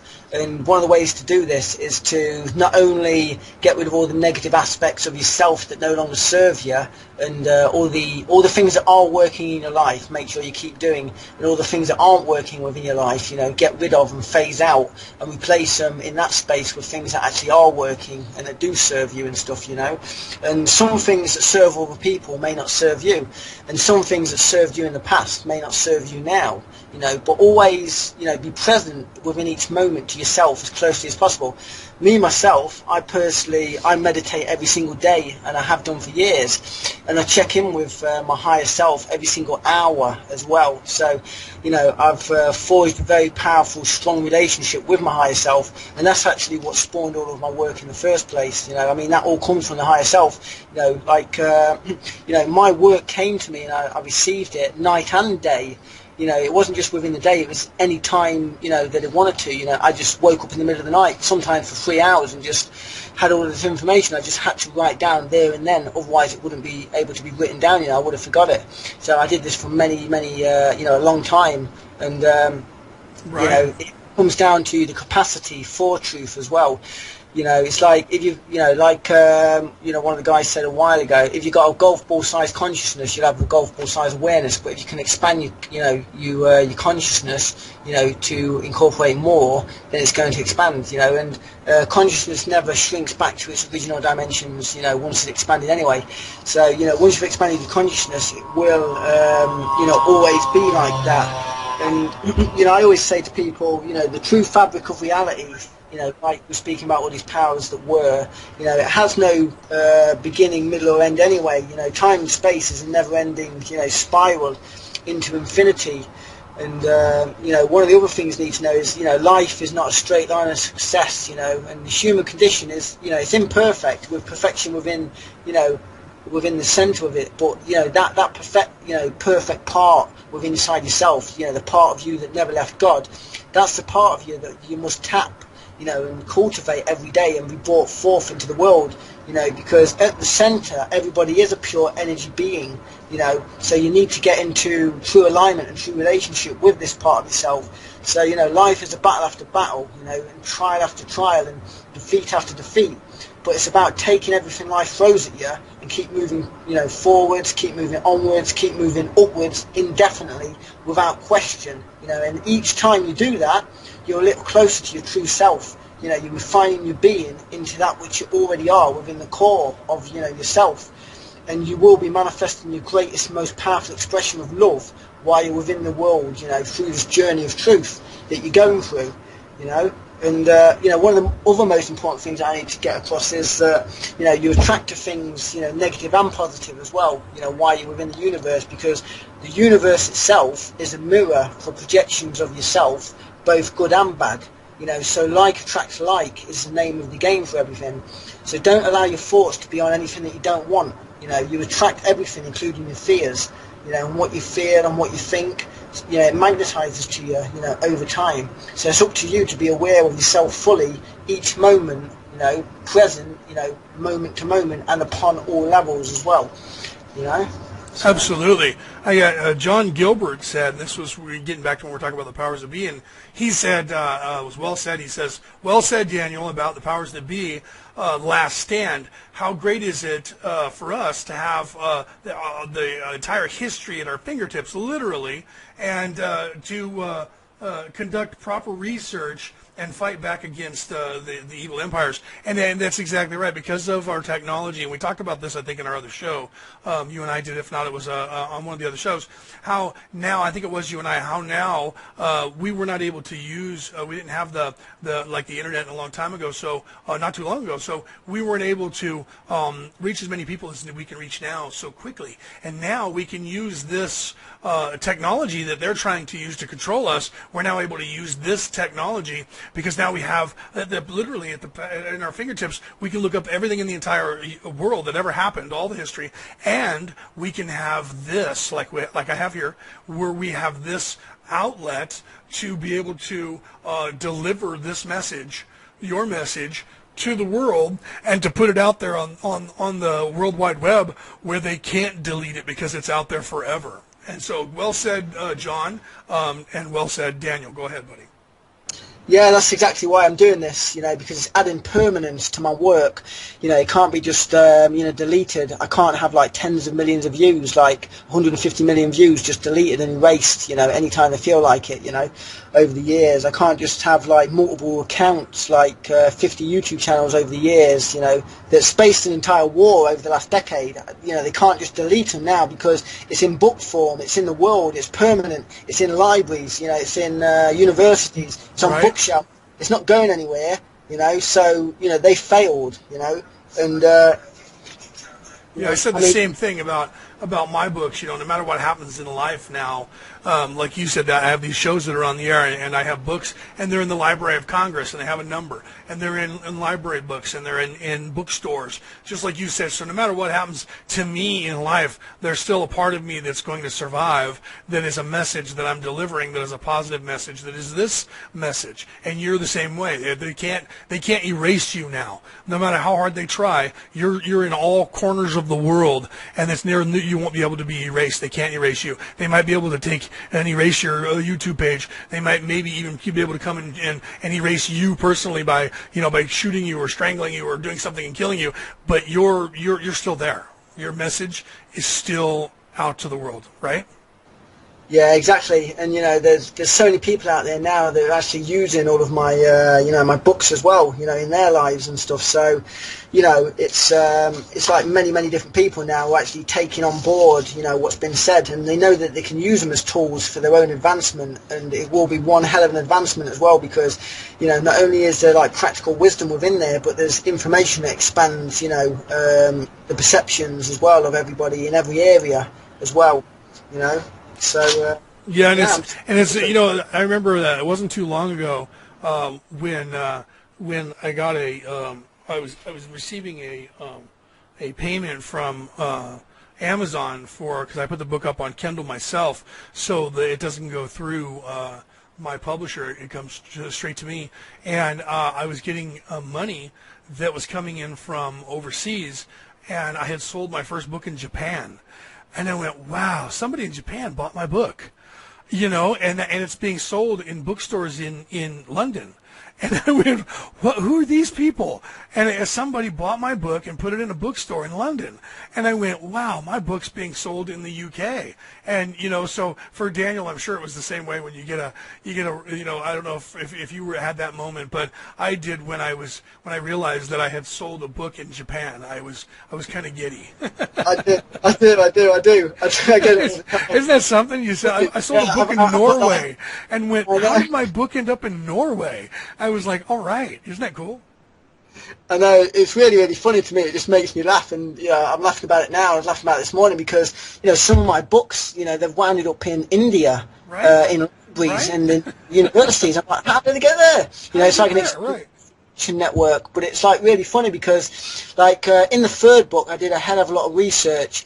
Like the other two, like they mostly came from my higher self, and that relationship that I spawned.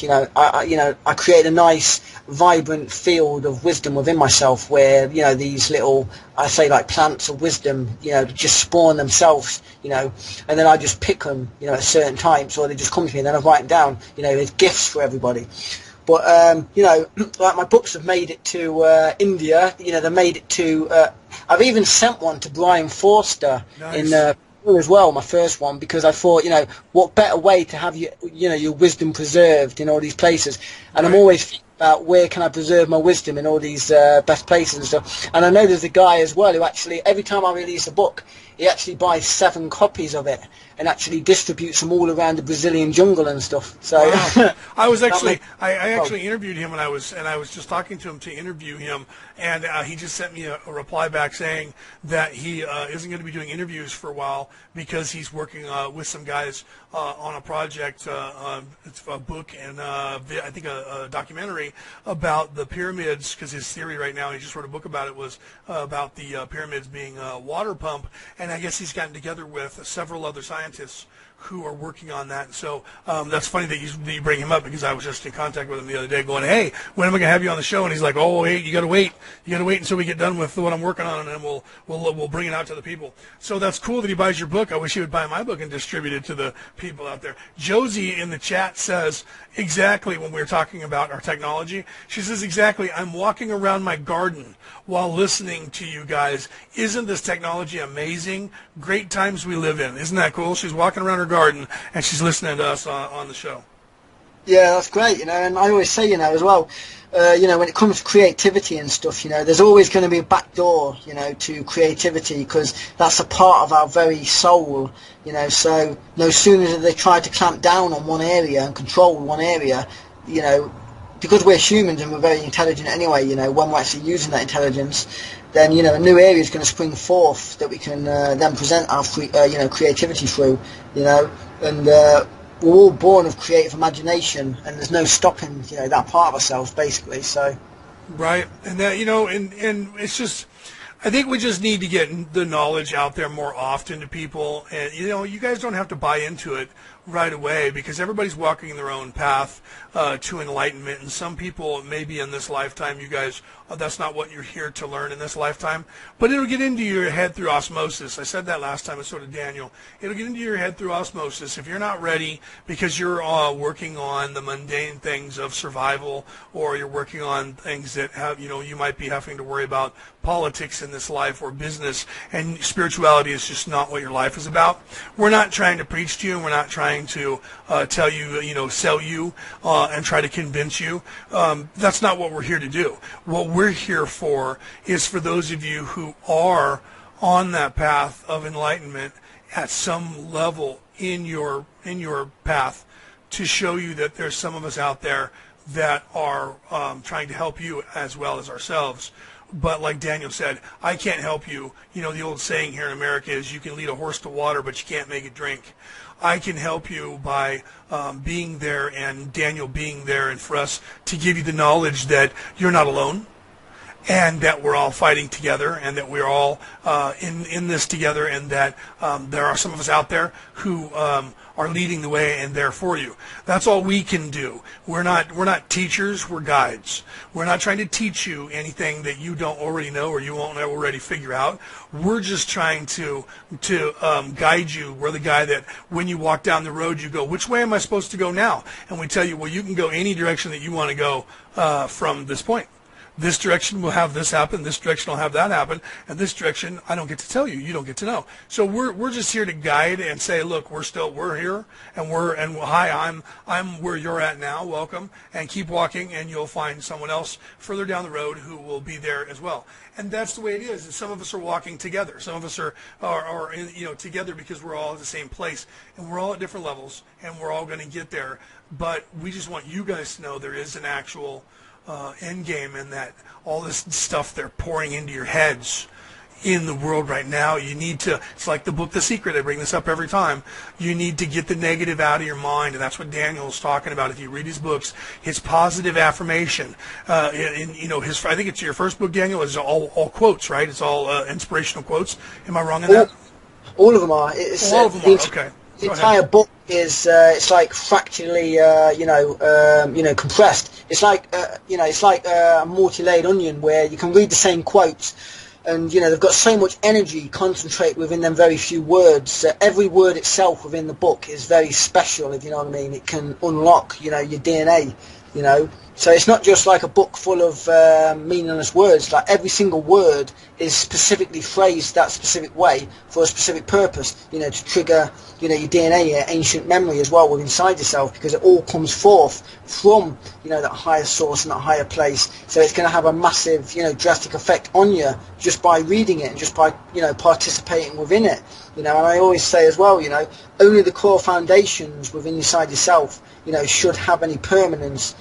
Everything else should be, in motion. Your beliefs, your ideas, your thoughts, your language, any religions that you do so choose for yourself, because the multiverse itself is emotion, is not only emotion, but motion as well. Right. So to evolve to as quickly as possible to the higher consciousness and awareness, things should never stagnate. So that's why I always come back to present as well, because everything should have presence.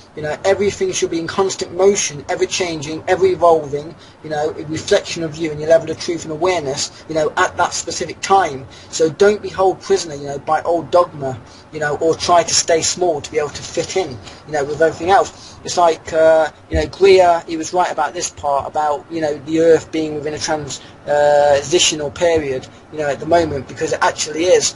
And, one of the greatest things people need to know, though, is that people, enslave themselves, and all one must do is to be fully present to themselves and to others, and to the reality in which they actually find themselves to be truly free within any moment. And it's never too late, Every moment is a new opportunity, and, every child born is a new hope as well. So. Right. Right, absolutely. And so you guys, you could literally, how those of you who are religious, and you've seen people do this, where they take the Bible and they just, they get a thought, say, or a question saying, they just open the Bible and point out a passage and then read that maybe for inspiration for the day. You can literally do this with his books. You can literally put out there to the universe, maybe, what do I need to work on? Or put out to the universe, what would be a really good inspiration for me right now? And then just open up his book to a page and look down and read it. You can literally do that if you want to trust in the universe enough to give you that, and then look down and see what he wrote in that passage and see how that applies to you. You can literally do that with his book, or you can read it from cover to cover and page to page and sit there and ponder what those things mean. But see, the beauty of it is, as you evolve, and these are actually Daniel's words from before, as you evolve, you're going to find out that you can go back to the same book, his first book, and you can go turn page by page and read the same things and realize that you learned something new from what you learned the first time. And he encourages you to write down in a journal what it is that you learned from his passage, say, the first one, and put the date on there. Then come back a year later or 6 months later or 3 months later and read that same passage and see if it still means the same thing to you. And you're going to find you're going to learn something different from what he wrote. So his book is not just a one-time off. And all these books are the same way. They're not just a one-time off. You're going to be able to come back and you're going to see and learn things now because your perspective is going to change. You are going to change. Am I right? Yeah, that's right. I mean, every time you read it, because you yourself are different, you're going to get something different from it. Because, like I said, it's practically infinitely, imbued with love and that energy, that pure energy. So every time you engage with it, you're going to get something different from it. It doesn't matter if a few seconds has passed, a few days, right, a few weeks, a few months. You're going to be, it's going to be continual learning for you. Because these lessons as well, they're not just like lessons, you just do one day and then, that's it. These are actual life, it's an actual life, an actual structure for an entirely new life. A greater life for yourself.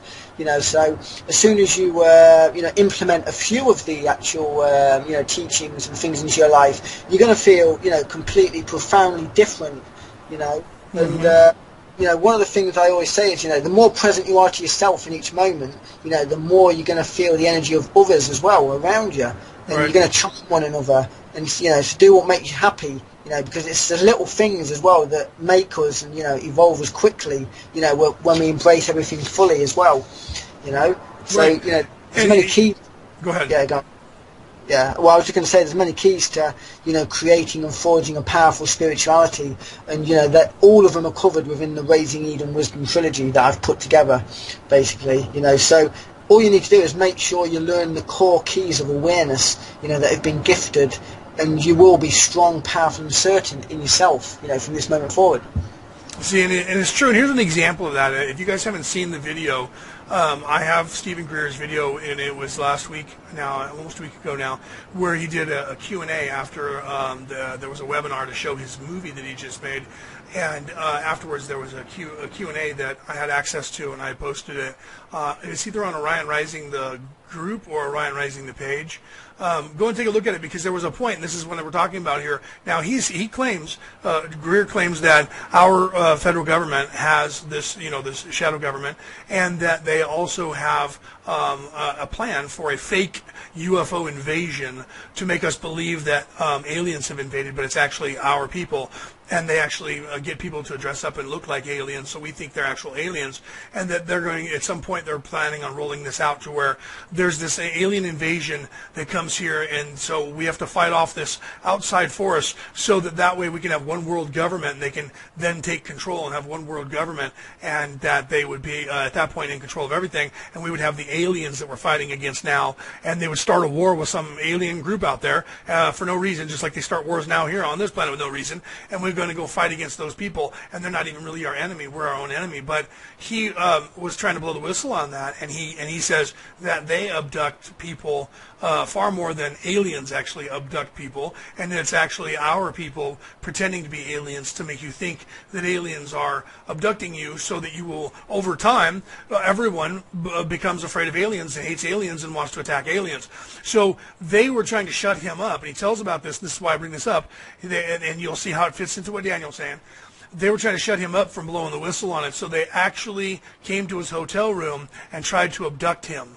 And he's sitting, and he describes this, and he's sitting in his hotel room, and this beam of light, first thing he said was it was silent in his room, and all of a sudden there was a click in the air, an audible click, as if somebody flipped a light switch, and you know how some of the light switches, when you turn on, they actually go clack. He heard that and looked around and realized that he was in trouble and that they were going to try something. So he saw this beam of light coming towards him. I think he said it was a pink or red beam of light coming towards him, and he knew that if they hit him with that light, they were going to try and abduct him, literally abduct him into this spaceship, and then either try and scare him or whatever. So he started meditating. And he said, he started meditating, and he used his meditation and his sheer willpower and said, no, they are not going to be able to take me. I refuse to go. And he literally took his soul, his self, his body, and decided that I am going to become the ocean. One drop they can take, but they cannot abduct the entire ocean. And he spread his energy out to the entire world and said, I am the ocean, and we are one, and they can't take us all. And he said they tried 4 or 5 times to abduct him, and they could not do it.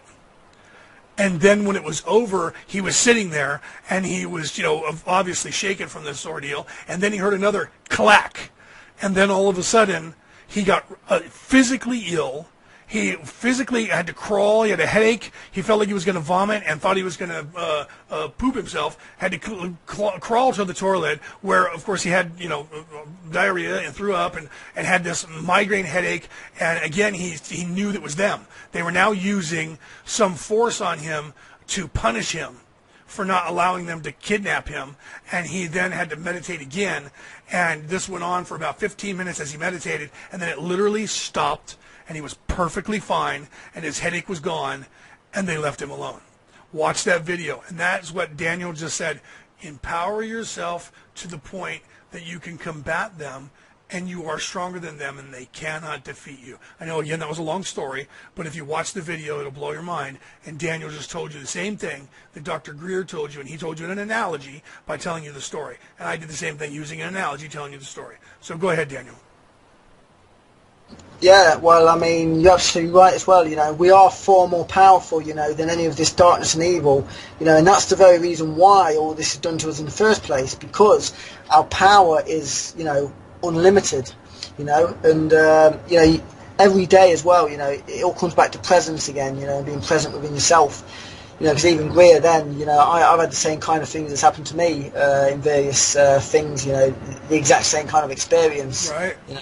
And I just know that the antidote is to center inside yourself and know that you have unlimited power. Know that you are the ocean. Know that you are powerful than any being that's trying to abduct you or take you anywhere. And also, you're more powerful than any weapon or any thing that can be fired at you as well. Right. So people worry about mind control within the world and all this kind of stuff and control grids going over humanity and stuff. They shouldn't be afraid because we are far more powerful than any directed beam weapon that can be fired at us. Anyway, consciousness is far more powerful. Your willpower can be far more powerful. So the only thing you need to do is be more present to yourself. That's the most important thing out of anything, and I know I've said it a few times, but that is the ultimate But thing. you can't say it enough. You can't say it enough. I agree. Go ahead, buddy. Exactly. So, every day you need to build capacity for your truth and the different things, through the process of being and doing every single day. Just practice and practice and practice and practice, keep practicing, and being with yourself, and make sure that you take time out for yourself, not only every single day, but try to, even set your mobile phone or something so that each hour you can, buzz in with yourself and make that connection, to your higher self. Just even for a few seconds, just take, a little bit of time out for yourself, but make sure you do it because, ultimately it all comes down to that self-love and creating a space in yourself. And, if you haven't got, time for yourself or space for yourself, how are you going to be able to, love anybody else or love the creation that you're in anyway? So you need to do that anyway. And if you don't feel like doing it, do it double that day, Right, good idea. So yeah, don't reinforce and help build the reality of others, who have no spiritual integrity, and it's all based on lies. Don't give them any time, don't give them any energy, don't give them any attention, and don't participate on any level. Build your own reality. Live your own reality. Plant the seeds of truth while staying true, to that singular truth inside yourself, and then the truth will grow and it will sprout forth. As an unstoppable, unshakable, unmovable force, basically, because the power of the truth, has the ability to build a whole new world based on truth and love, for everybody, and it creates, you need to be that anchor, to bring that about, Right, and it's just like I was talking about just the other day, or earlier today. It's like The Secret, the old that television show, and that book, and that audio tape. That from our birth, we are bombarded with negativity. Here in America, when you were born, the first thing they did was the doctor held you upside down and smacked you on your butt or smacked you on your back to get you to spit out the last of the embryonic fluid and start breathing oxygen. So that was violence. First thing that happened was violence to you. And now they don't do that. Now they go and suck the stuff out and kind of shake you and blow in your face a little bit, and you go, and then you start breathing and you cough up the other stuff. So they work with you now, and it's a more natural way. But forever, until probably about 20 years ago. That's the way it was here in the United States. I don't know about the rest of the world. And so things were violent, and then your parents constantly tell you, no, don't do that. No, get out of there. No, you can't do that. No, you can't do that. Then your teachers are no, and then everybody's no, no, no, you can't do. You have to do this. You do what I tell you, not what I. No, you get negativity your whole life. So you have to get that negativity out of your mind, out of your brain. Some people ridicule themselves for doing something. Oh, I'm stupid. That's why you have to become aware of that, because that all is the conditioning that they have been. You have to remember, these people have been doing this for thousands of years. These people have been doing this. They're and like he said earlier in the show, if you missed it, where these guys are working with literally psychological warfare, military grade psychological warfare, putting it out on the internet on you and me and everybody else, on television, you, me, and everybody else. So we need to combat that. So the first thing you need to do is open that closet, open that locker, open your brain, and get all that negative junk that's in there out, and put positive things in its place. And once you start doing that, it's like a snowball. Now, this is what I was saying like yesterday. You start out and you got your snowball and you're making it, it's about this big, and then you're making it bigger. And then you're making it bigger, and pretty soon it's on the ground, you start pushing it. And as you're pushing it, you're going uphill now, and it's getting bigger, but now it's getting heavier, and it's harder, and you're pushing. Oh no, I'm going uphill and I don't know if I can make it. This is why I was saying, like Daniel and I and guys like me, we're here to help you push that. We're here to help you push that up over the top. Once it gets to the top of the hill, all of a sudden, what happens? It just runs downhill all by itself, and you have to chase after it, and it keeps getting bigger and bigger and bigger. That's what's going to happen if you have the negative influence. Commercials are negative. The news is negative. Television in general is negative. The internet's negative. Look at all the trolls and the keyboard warriors and the horrible things that happen. You turn on the news, and they have one good story, and there's 60 minutes of death, gore, violence, killing, horrifying things, right? Think about that. It's true. All the channels in America, I don't know how it is in the UK, all the channels in America talk about 7 subjects and then 1 or 2 local things. Otherwise, you're going to hear all the same rhetoric on every channel about the same thing. They've all gotten together and made promises to do that. It sounds like a conspiracy theory, people. Change the channel while you're watching the news. Watch one channel, go to another, go to another, go to another. They're all going to talk about the same thing, except for the local stuff where they're going to talk about local sports, local weather. Otherwise, you're going to hear the same national news. Everything's going to be all the same. And that's what's going to happen. Regional, too. If you're in a certain area, like I'm in Sacramento, and we got different channels here, you're going to find out that they're all going to talk about the same regional stories that are here in this area within a 50-mile radius of me. So they're conditioning you at every turn with negativity. So you need to get your barriers up against that negativity and push it all out of you and keep it away from you, and then put positive in there, and then you stay positive toward yourself. Like Daniel said earlier, you have to love yourself. So the only way you can do that is you have to be present in the moment, grounded in yourself. And if you can do that and be in yourself, in the present, and grounded, that's important. Grounded. If you don't know what that is, look that up, okay? Look that up, or find someone that you know that understands what that means. Because once you become grounded and you feel what it feels like to be grounded, you'll never forget it. You'll never forget it. You'll want to be grounded with this earth and with this universe, and you feel so much better. Because you're there and it's positive and you're in the moment and you can actually feel this planet and feel you, me, and everybody else around us, and you can feel the universe. You may not be ready to get there yet, but once you are, you're going to look back at me and go, wow, Daniel was right and Leo was right. So that you get the negative out. This is what Daniel's telling you. Get the negative out and get the positive in, and then you'll be a more positive person towards yourself. You'll start to love yourself. You'll feel better in your skin. You'll feel better in your soul, and then you'll be more positive. And you'll realize that all of our energy that we project on ourselves and on everyone else around us affects everything and everyone. Am I right, Daniel?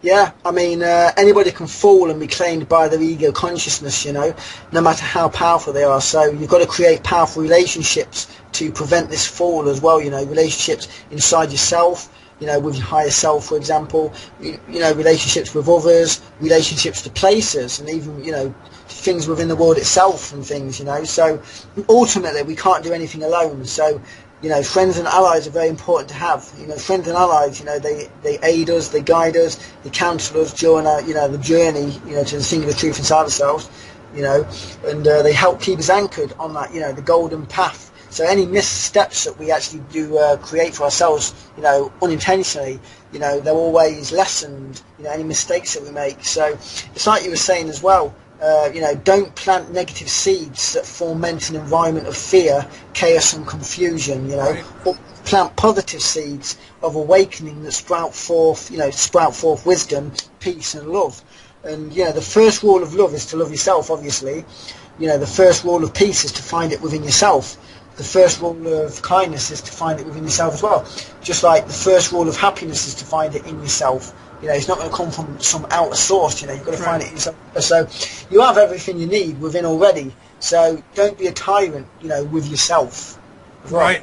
Right, and Josie said in the chat, she said, just think about the culture of gory and torture and violence, and the teens crave this in all the movies.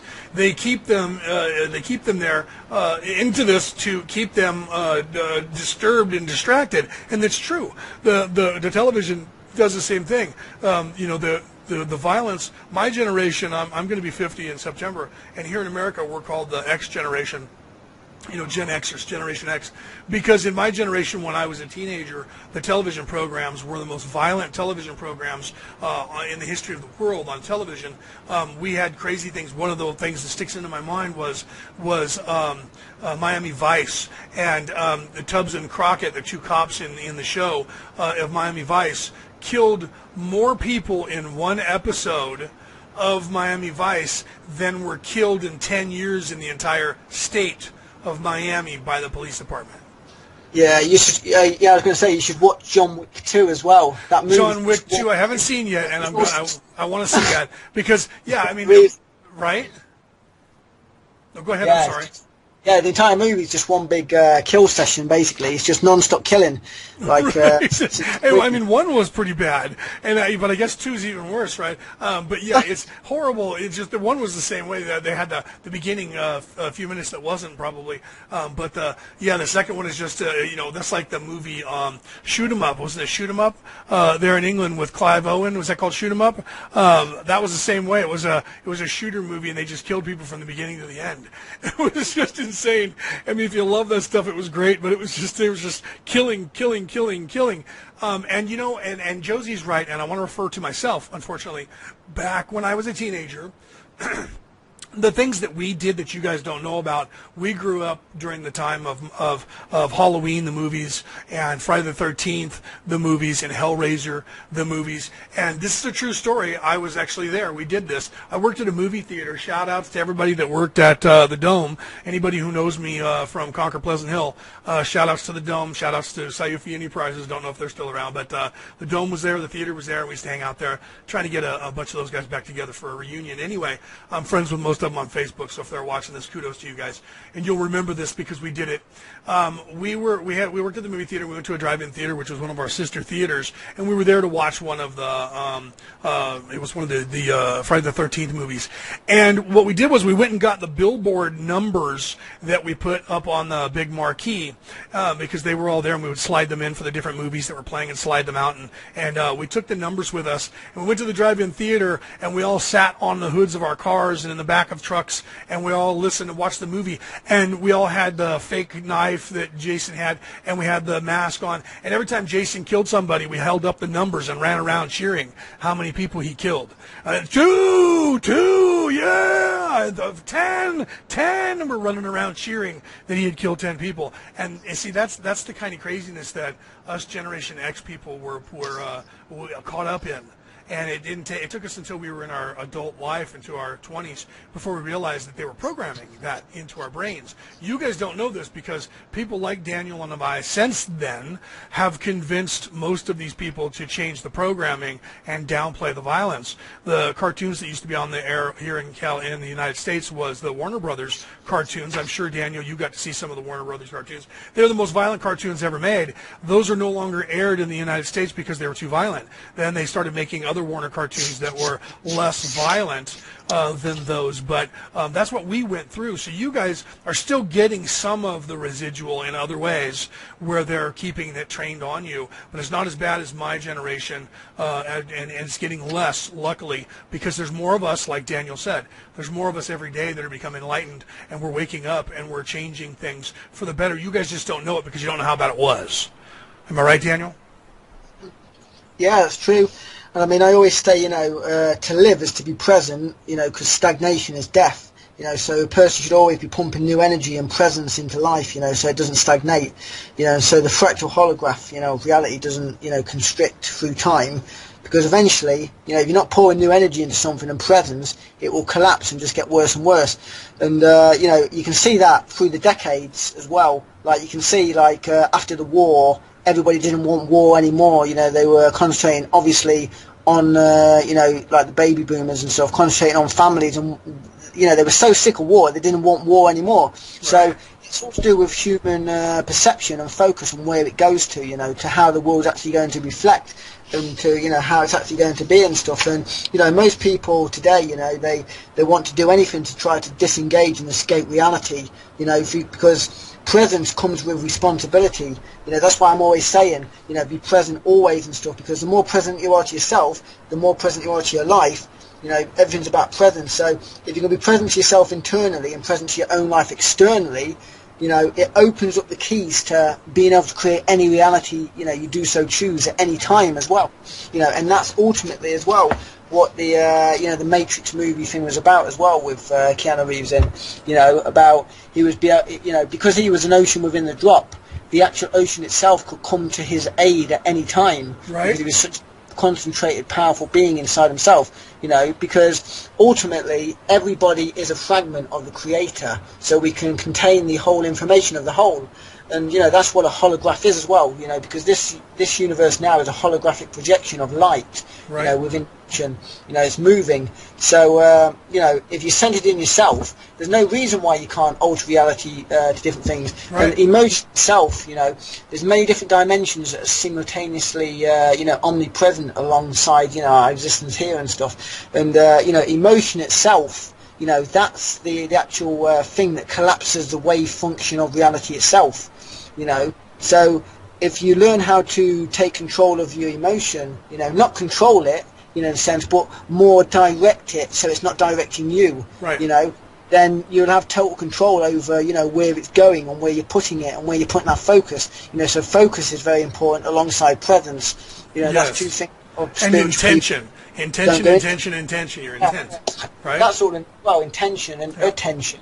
Yeah, and attention. Absolutely, good one. And attention, yes.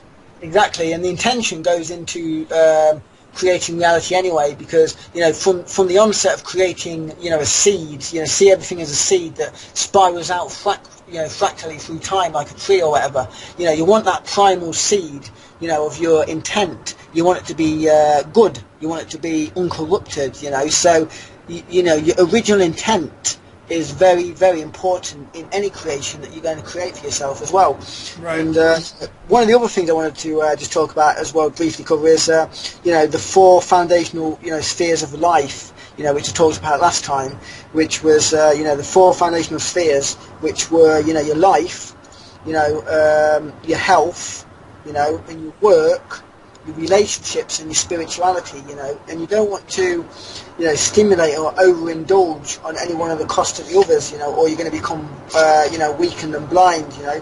The true power lies in your ability, basically, to, you know, to be able to balance all your 4 foundational spheres of life, because everything comes down to them 4 spheres, which is health, work, relationships and spirituality. And if you have a handle on them, then you've already won half the journey, you know. And then there's also the, you know, the 4 foundational domains of existence as well, which are the physical domain, the mental domain, the emotional domain, and the spiritual, you know, domains as well, you know. And these domains, like I was saying a few minutes ago, they all represent parallel and omnipresent living dimensions and realities, you know, and they're just as real, you know, as the world in which we live today. But you need to be able to master those 4 those 4 domains of existence, you know, as well as the 4 spheres of life as well, you know.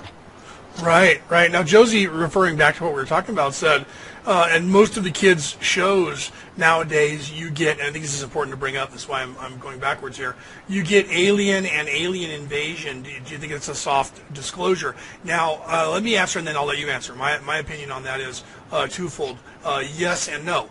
Yes, I think that, because I've thought that about a lot of things where they put aliens into the cartoons and the shows for the kids, because the people who are actually making the show are trying to integrate the idea of aliens to the children, so it makes it easier for them to accept, but I would say no if it's an alien invasion. Because then that's the behind the scenes controllers trying to make our children afraid of an alien invasion and program them that aliens are bad. So that's my opinion. So Daniel, how do you want to address that?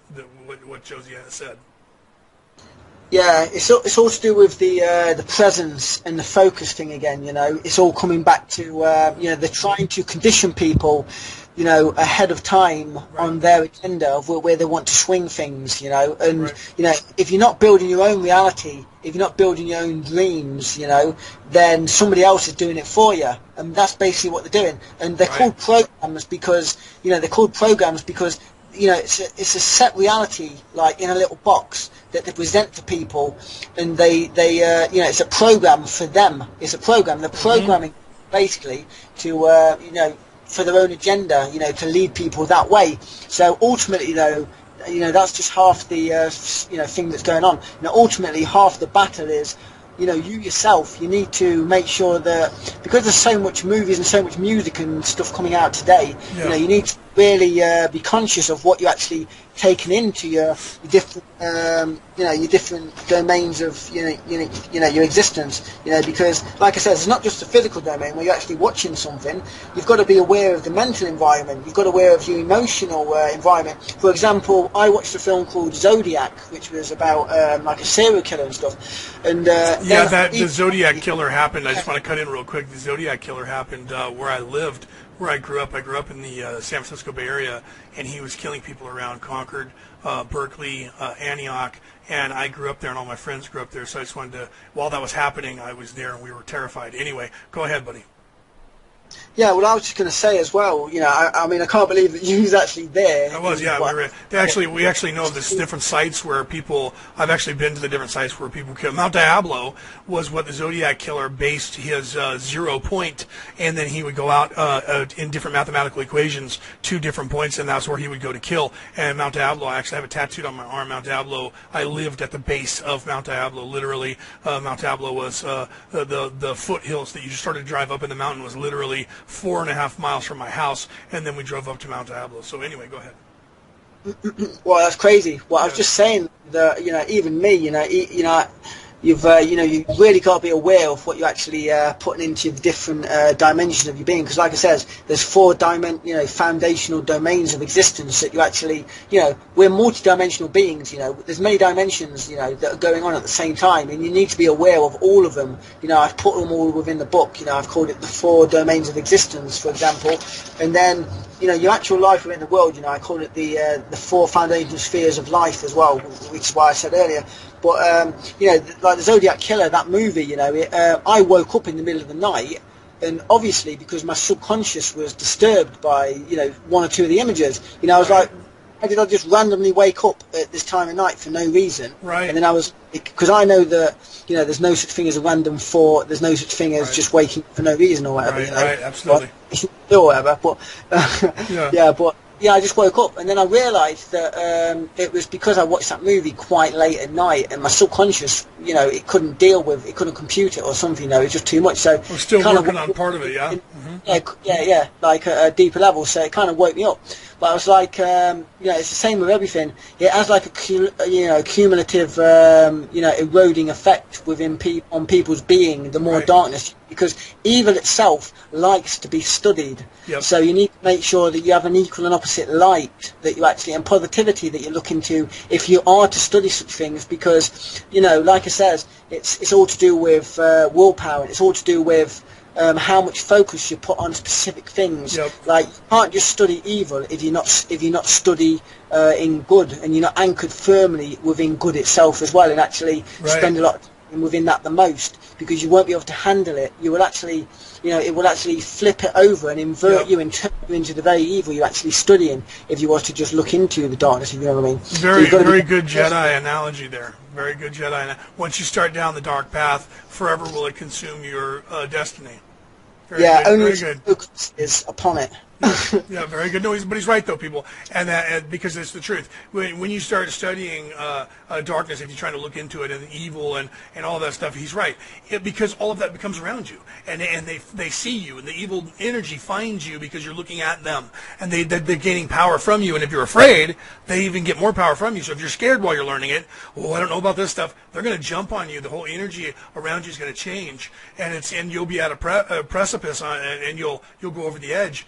Because your own fear drives you over the edge. Your own non-belief in yourself will drive you over the edge. So if you're going to, you have to balance that. There has to be a balance between both light and darkness in your life, and I live my life that way, and I think that's it's not really the Jedi way, but I think it's becoming the Jedi way, where you just trust in the Force.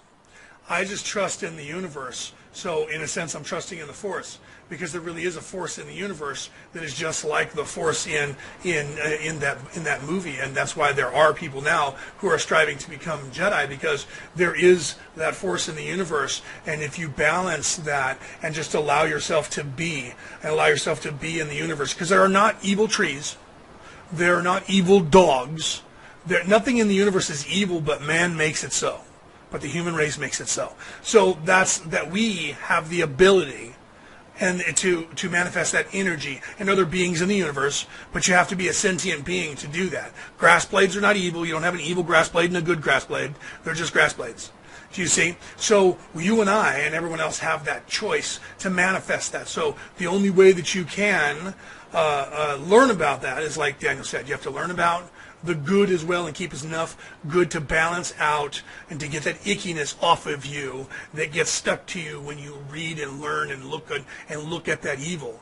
You have to get it. You have to get that off of you, because it stays on you. You have to cleanse yourself. So you have to go back to the light side and cleanse yourself of that yucky. You get it off, get it away, and then you can go back with a fresh knowledge of what you've just learned, but also more confidence, because you would have gained. Am I right, Daniel, on that? You would have gained consciousness because now you're doing that. You're going and learning on both sides, right? Yeah, that's right. And not only is presence important, and and your focus, and balance is very, very important as well. Like we were saying, but it's like never take actions within your life, or do things in life that jeopardizes your whole internal, and external stability, or your security in life, or that of others. Right. So never just look into the darkness and think that you can deal with it, because the most powerful beings anywhere, after a while, if they're not within balance within themselves, they will start turning into that very darkness that they're doing. And disunion within people is a grim companion. And a lot of people and beings within our world now carry that, because of all the movies and all the things, and basically the environment that's been fomented within movies and the social media even, and other things, but it's like disunion within people, that's like the circle that binds humanity in circles. And it's the epitome of strength to know how to help oneself in misfortune. So to be able to be present to yourself and unify your being, is to alleviate this, and if you have the power to alleviate your own suffering, and the unity of self that I'm always talking about, which is to be present to yourself fully, and put in the time, every single day, even upon every single hour, check in with yourself. If you have that level of unity of being, because you actually, it's not just like fairy tale fantasy, BS. It's actually a practice, a spiritual practice that you can do every day to become very powerful, and there's not going to be a being, walking the earth who's as powerful or has as strong willpower as what you have, right, or to be capable of what you can do, because it's not you actually doing it, it's your higher self. You're just the vessel basically for your higher true power to flow through, right, into the, and if you have unity of self, that's the resolution to all suffering anyway, not only within yourself, but you'll be able to create that within the world as well, and for others. And that's one of the most important lessons really, is to be a force for good within the world, and then when and where you can, try to alleviate the suffering for everybody else as well. Absolutely. Yeah, absolutely. I agree with that 100%. And if you're a Christian, look at your New Testament. Jesus even said in there that if you had enough faith, you could move mountains. And he didn't mean that figuratively. He meant that literally. and figuratively, really. But you could move mountains. You're strong enough if you have enough faith, and all you have to do is believe in yourself, and be present and in yourself and grounded with the universe and confident and knowing that you and everyone else around you for a positive gain have enough strength that we can do what we need to get done, and we can get it done. And you, as a personal, individual being, will find that you have more power, more strength in your personal life. And people who maybe before pushed you around, you won't allow that to happen. You'll go, you know what? Stop that. I don't agree with that. I don't like it. Quit treating me like that. And you'll find that you'll all of a sudden become happier with yourself, and you'll find other things that you like to do that you didn't realize that were positive things that you like to do. Only because before you were bombarded with so much negativity that you're sitting there depressed, going, "My God, the world's coming to an end, and I'm in it, and what's going to happen?" But it's not true. They just want you to believe that, because none of it's true, none of it's real. Am I right, Daniel? Yeah, I mean, with the power of love, the force from above, or, should we say the force birthing within the core of your true pure being within, you can always go longer than you think, travel further than you've ever achieved, right. Create anything you can imagine, and yet, you can meet any challenge, and with that love, anything's attainable. Any community, is sustainable. Love conquers all, and it brings clarity to all things. It makes everything clear. It brings unity, so it allows no blocks within your human form. So that all that energy from your higher self and that central pure cure, just flows, and it's clear, cuts through everything like a blade. Nothing can withstand the ultimate power. That is the vibrant, living, present love is what I call it. Present love. And, like the sun shines on the righteous, it's not just right. The external sun, but it's also the inner sun, internally projecting its powerful sunbeams, filling your life, with presence, and it just blesses all life and creatures and the creation alike, So. Right, absolutely. All right, well, we're running on now, so we're running over 2 hours, so I think we'll have to call it for today, and I'll have to have you back on again, because we just hardly ever touch on everything. We skim the surface of the iceberg, and there's so much more below the waterline that we never get to.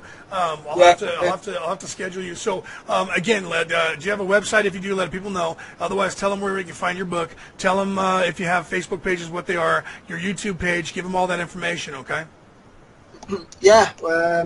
It's just, basically, the best thing to do is just go to my YouTube channel, which is, Daniel of Doria, which is all one word, and then 2 A's, on Doria, Daniel of Doria, because, they deleted my first one, obviously, so I had to start again. And then my 3 books, like I said, the third one just only came out the other day, like 2 weeks ago, like when we did the other radio show, we, right. I hadn't actually done it, did I? I said right. I was going to have one coming out soon and stuff, but right. yeah, I've actually to complete the trilogy. It's called the Raising Eden Wisdom Trilogy, and the first one's called Raising Eden Wisdom of the Eternal. The second one is called Raising Eden Volume 2 Wisdom of the Singular Truth. And then the third one, it's just only come out, it's called Raising Eden Volume 3, Wisdom of the Ascendant. And all of them are available on Amazon in paperback. Nice. Yeah. Nice. Can they get it on ebook yet or Kindle yet? No, because all of my work always constantly got deleted at the moment in ebook form. I wanted to make sure that my book was out in paperback first. Before you messed with that, all right then. So we'll have to follow that and keep an eye on you. And once you get that up there, we'll have to let people know. So Daniel, thank you again for coming on.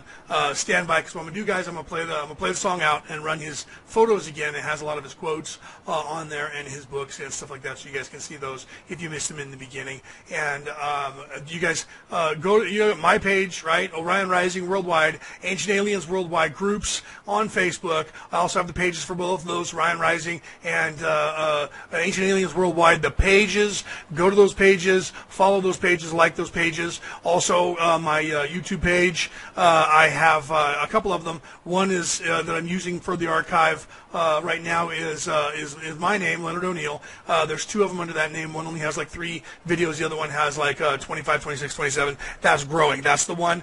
Like that, subscribe to it, pass it on to your friends. I'm also going to start archiving on Orion Rising TV. That's if you go to YouTube and do a search for that. Right now there's no videos on there, but there will be, because as I expand and I get more stuff going here, that's where we're going to archive. Right now, also on the pages, Orion Rising, the page, and Ancient Aliens Worldwide, the page, not the groups, I archive the videos of these shows that I'm doing, so you guys can watch them there as well. So go take a look at that stuff. Like I said, like those pages, subscribe to those pages, like Daniel's page, subscribe to it, like his YouTube channel, subscribe to it, like my YouTube channel, subscribe to it. Go and get my book, Orion Rising. That's the first book of a trilogy. It is the Orion Rising trilogy. The other books haven't come out yet. I'm going to have another book coming out probably in 2018 because I had to get this show going in 2017. So probably probably about this time next year, I'll have Orion Rising, the second book coming out, and the third will come out a year or two after that. So you can get my book online anywhere, just about anywhere. You can get it on all of the ebooks. You can get it on even the G book. You can get it on Kindle. It's sold on eBay, on Amazon, bookstores, not BarnesandNoble.com. The big bookstores here in America haven't picked it up yet, but most of the bookstores over in the rest of the world have. They have them in smaller bookstores, not the big ones. The big boxes haven't picked me up yet, but they will eventually. So take a look at that, guys. Tune in. Take a look at my calendar. I will be posting that. I put them on the events. So if you're in my groups or you're in my pages, you'll see them there. I have Bruce Cunningham going to be on here tomorrow. And then I have Rachel going to be on Monday. Rachel Gibson is another sidekick. I'm going to have her on. And the only other person I have scheduled right this second, only because there's like 6 of you I haven't gotten back to yet. And I'll be getting back to you today. Or actually 8. There's 8 of you. I'll be getting you guys on the schedule. Otherwise, I have Julia coming up on Friday, the 7th of July.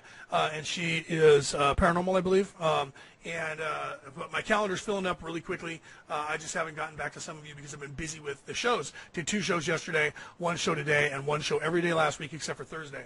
So now that I'm running everything on my own, there's a lot of work. So I am still trying to keep the shows going as many as I can, but I may back off a little bit just so that I can get a bunch of schedules scheduled. So Daniel, again, thank you very much for being here. Hang on, don't go away when we do the thing. Let me get off air, and then you and I can talk for a few minutes before we get going here. So hang tight. Let me play this out, guys. Great show. Thanks for coming, everybody. I'm gonna switch over here to the slideshow, and then I'm gonna go ahead and play the song that I had that goes along with the slideshow here. When the song is over, I'll end the broadcast. All right. So thanks, guys. Great show, Daniel. Thank you again. Cheers.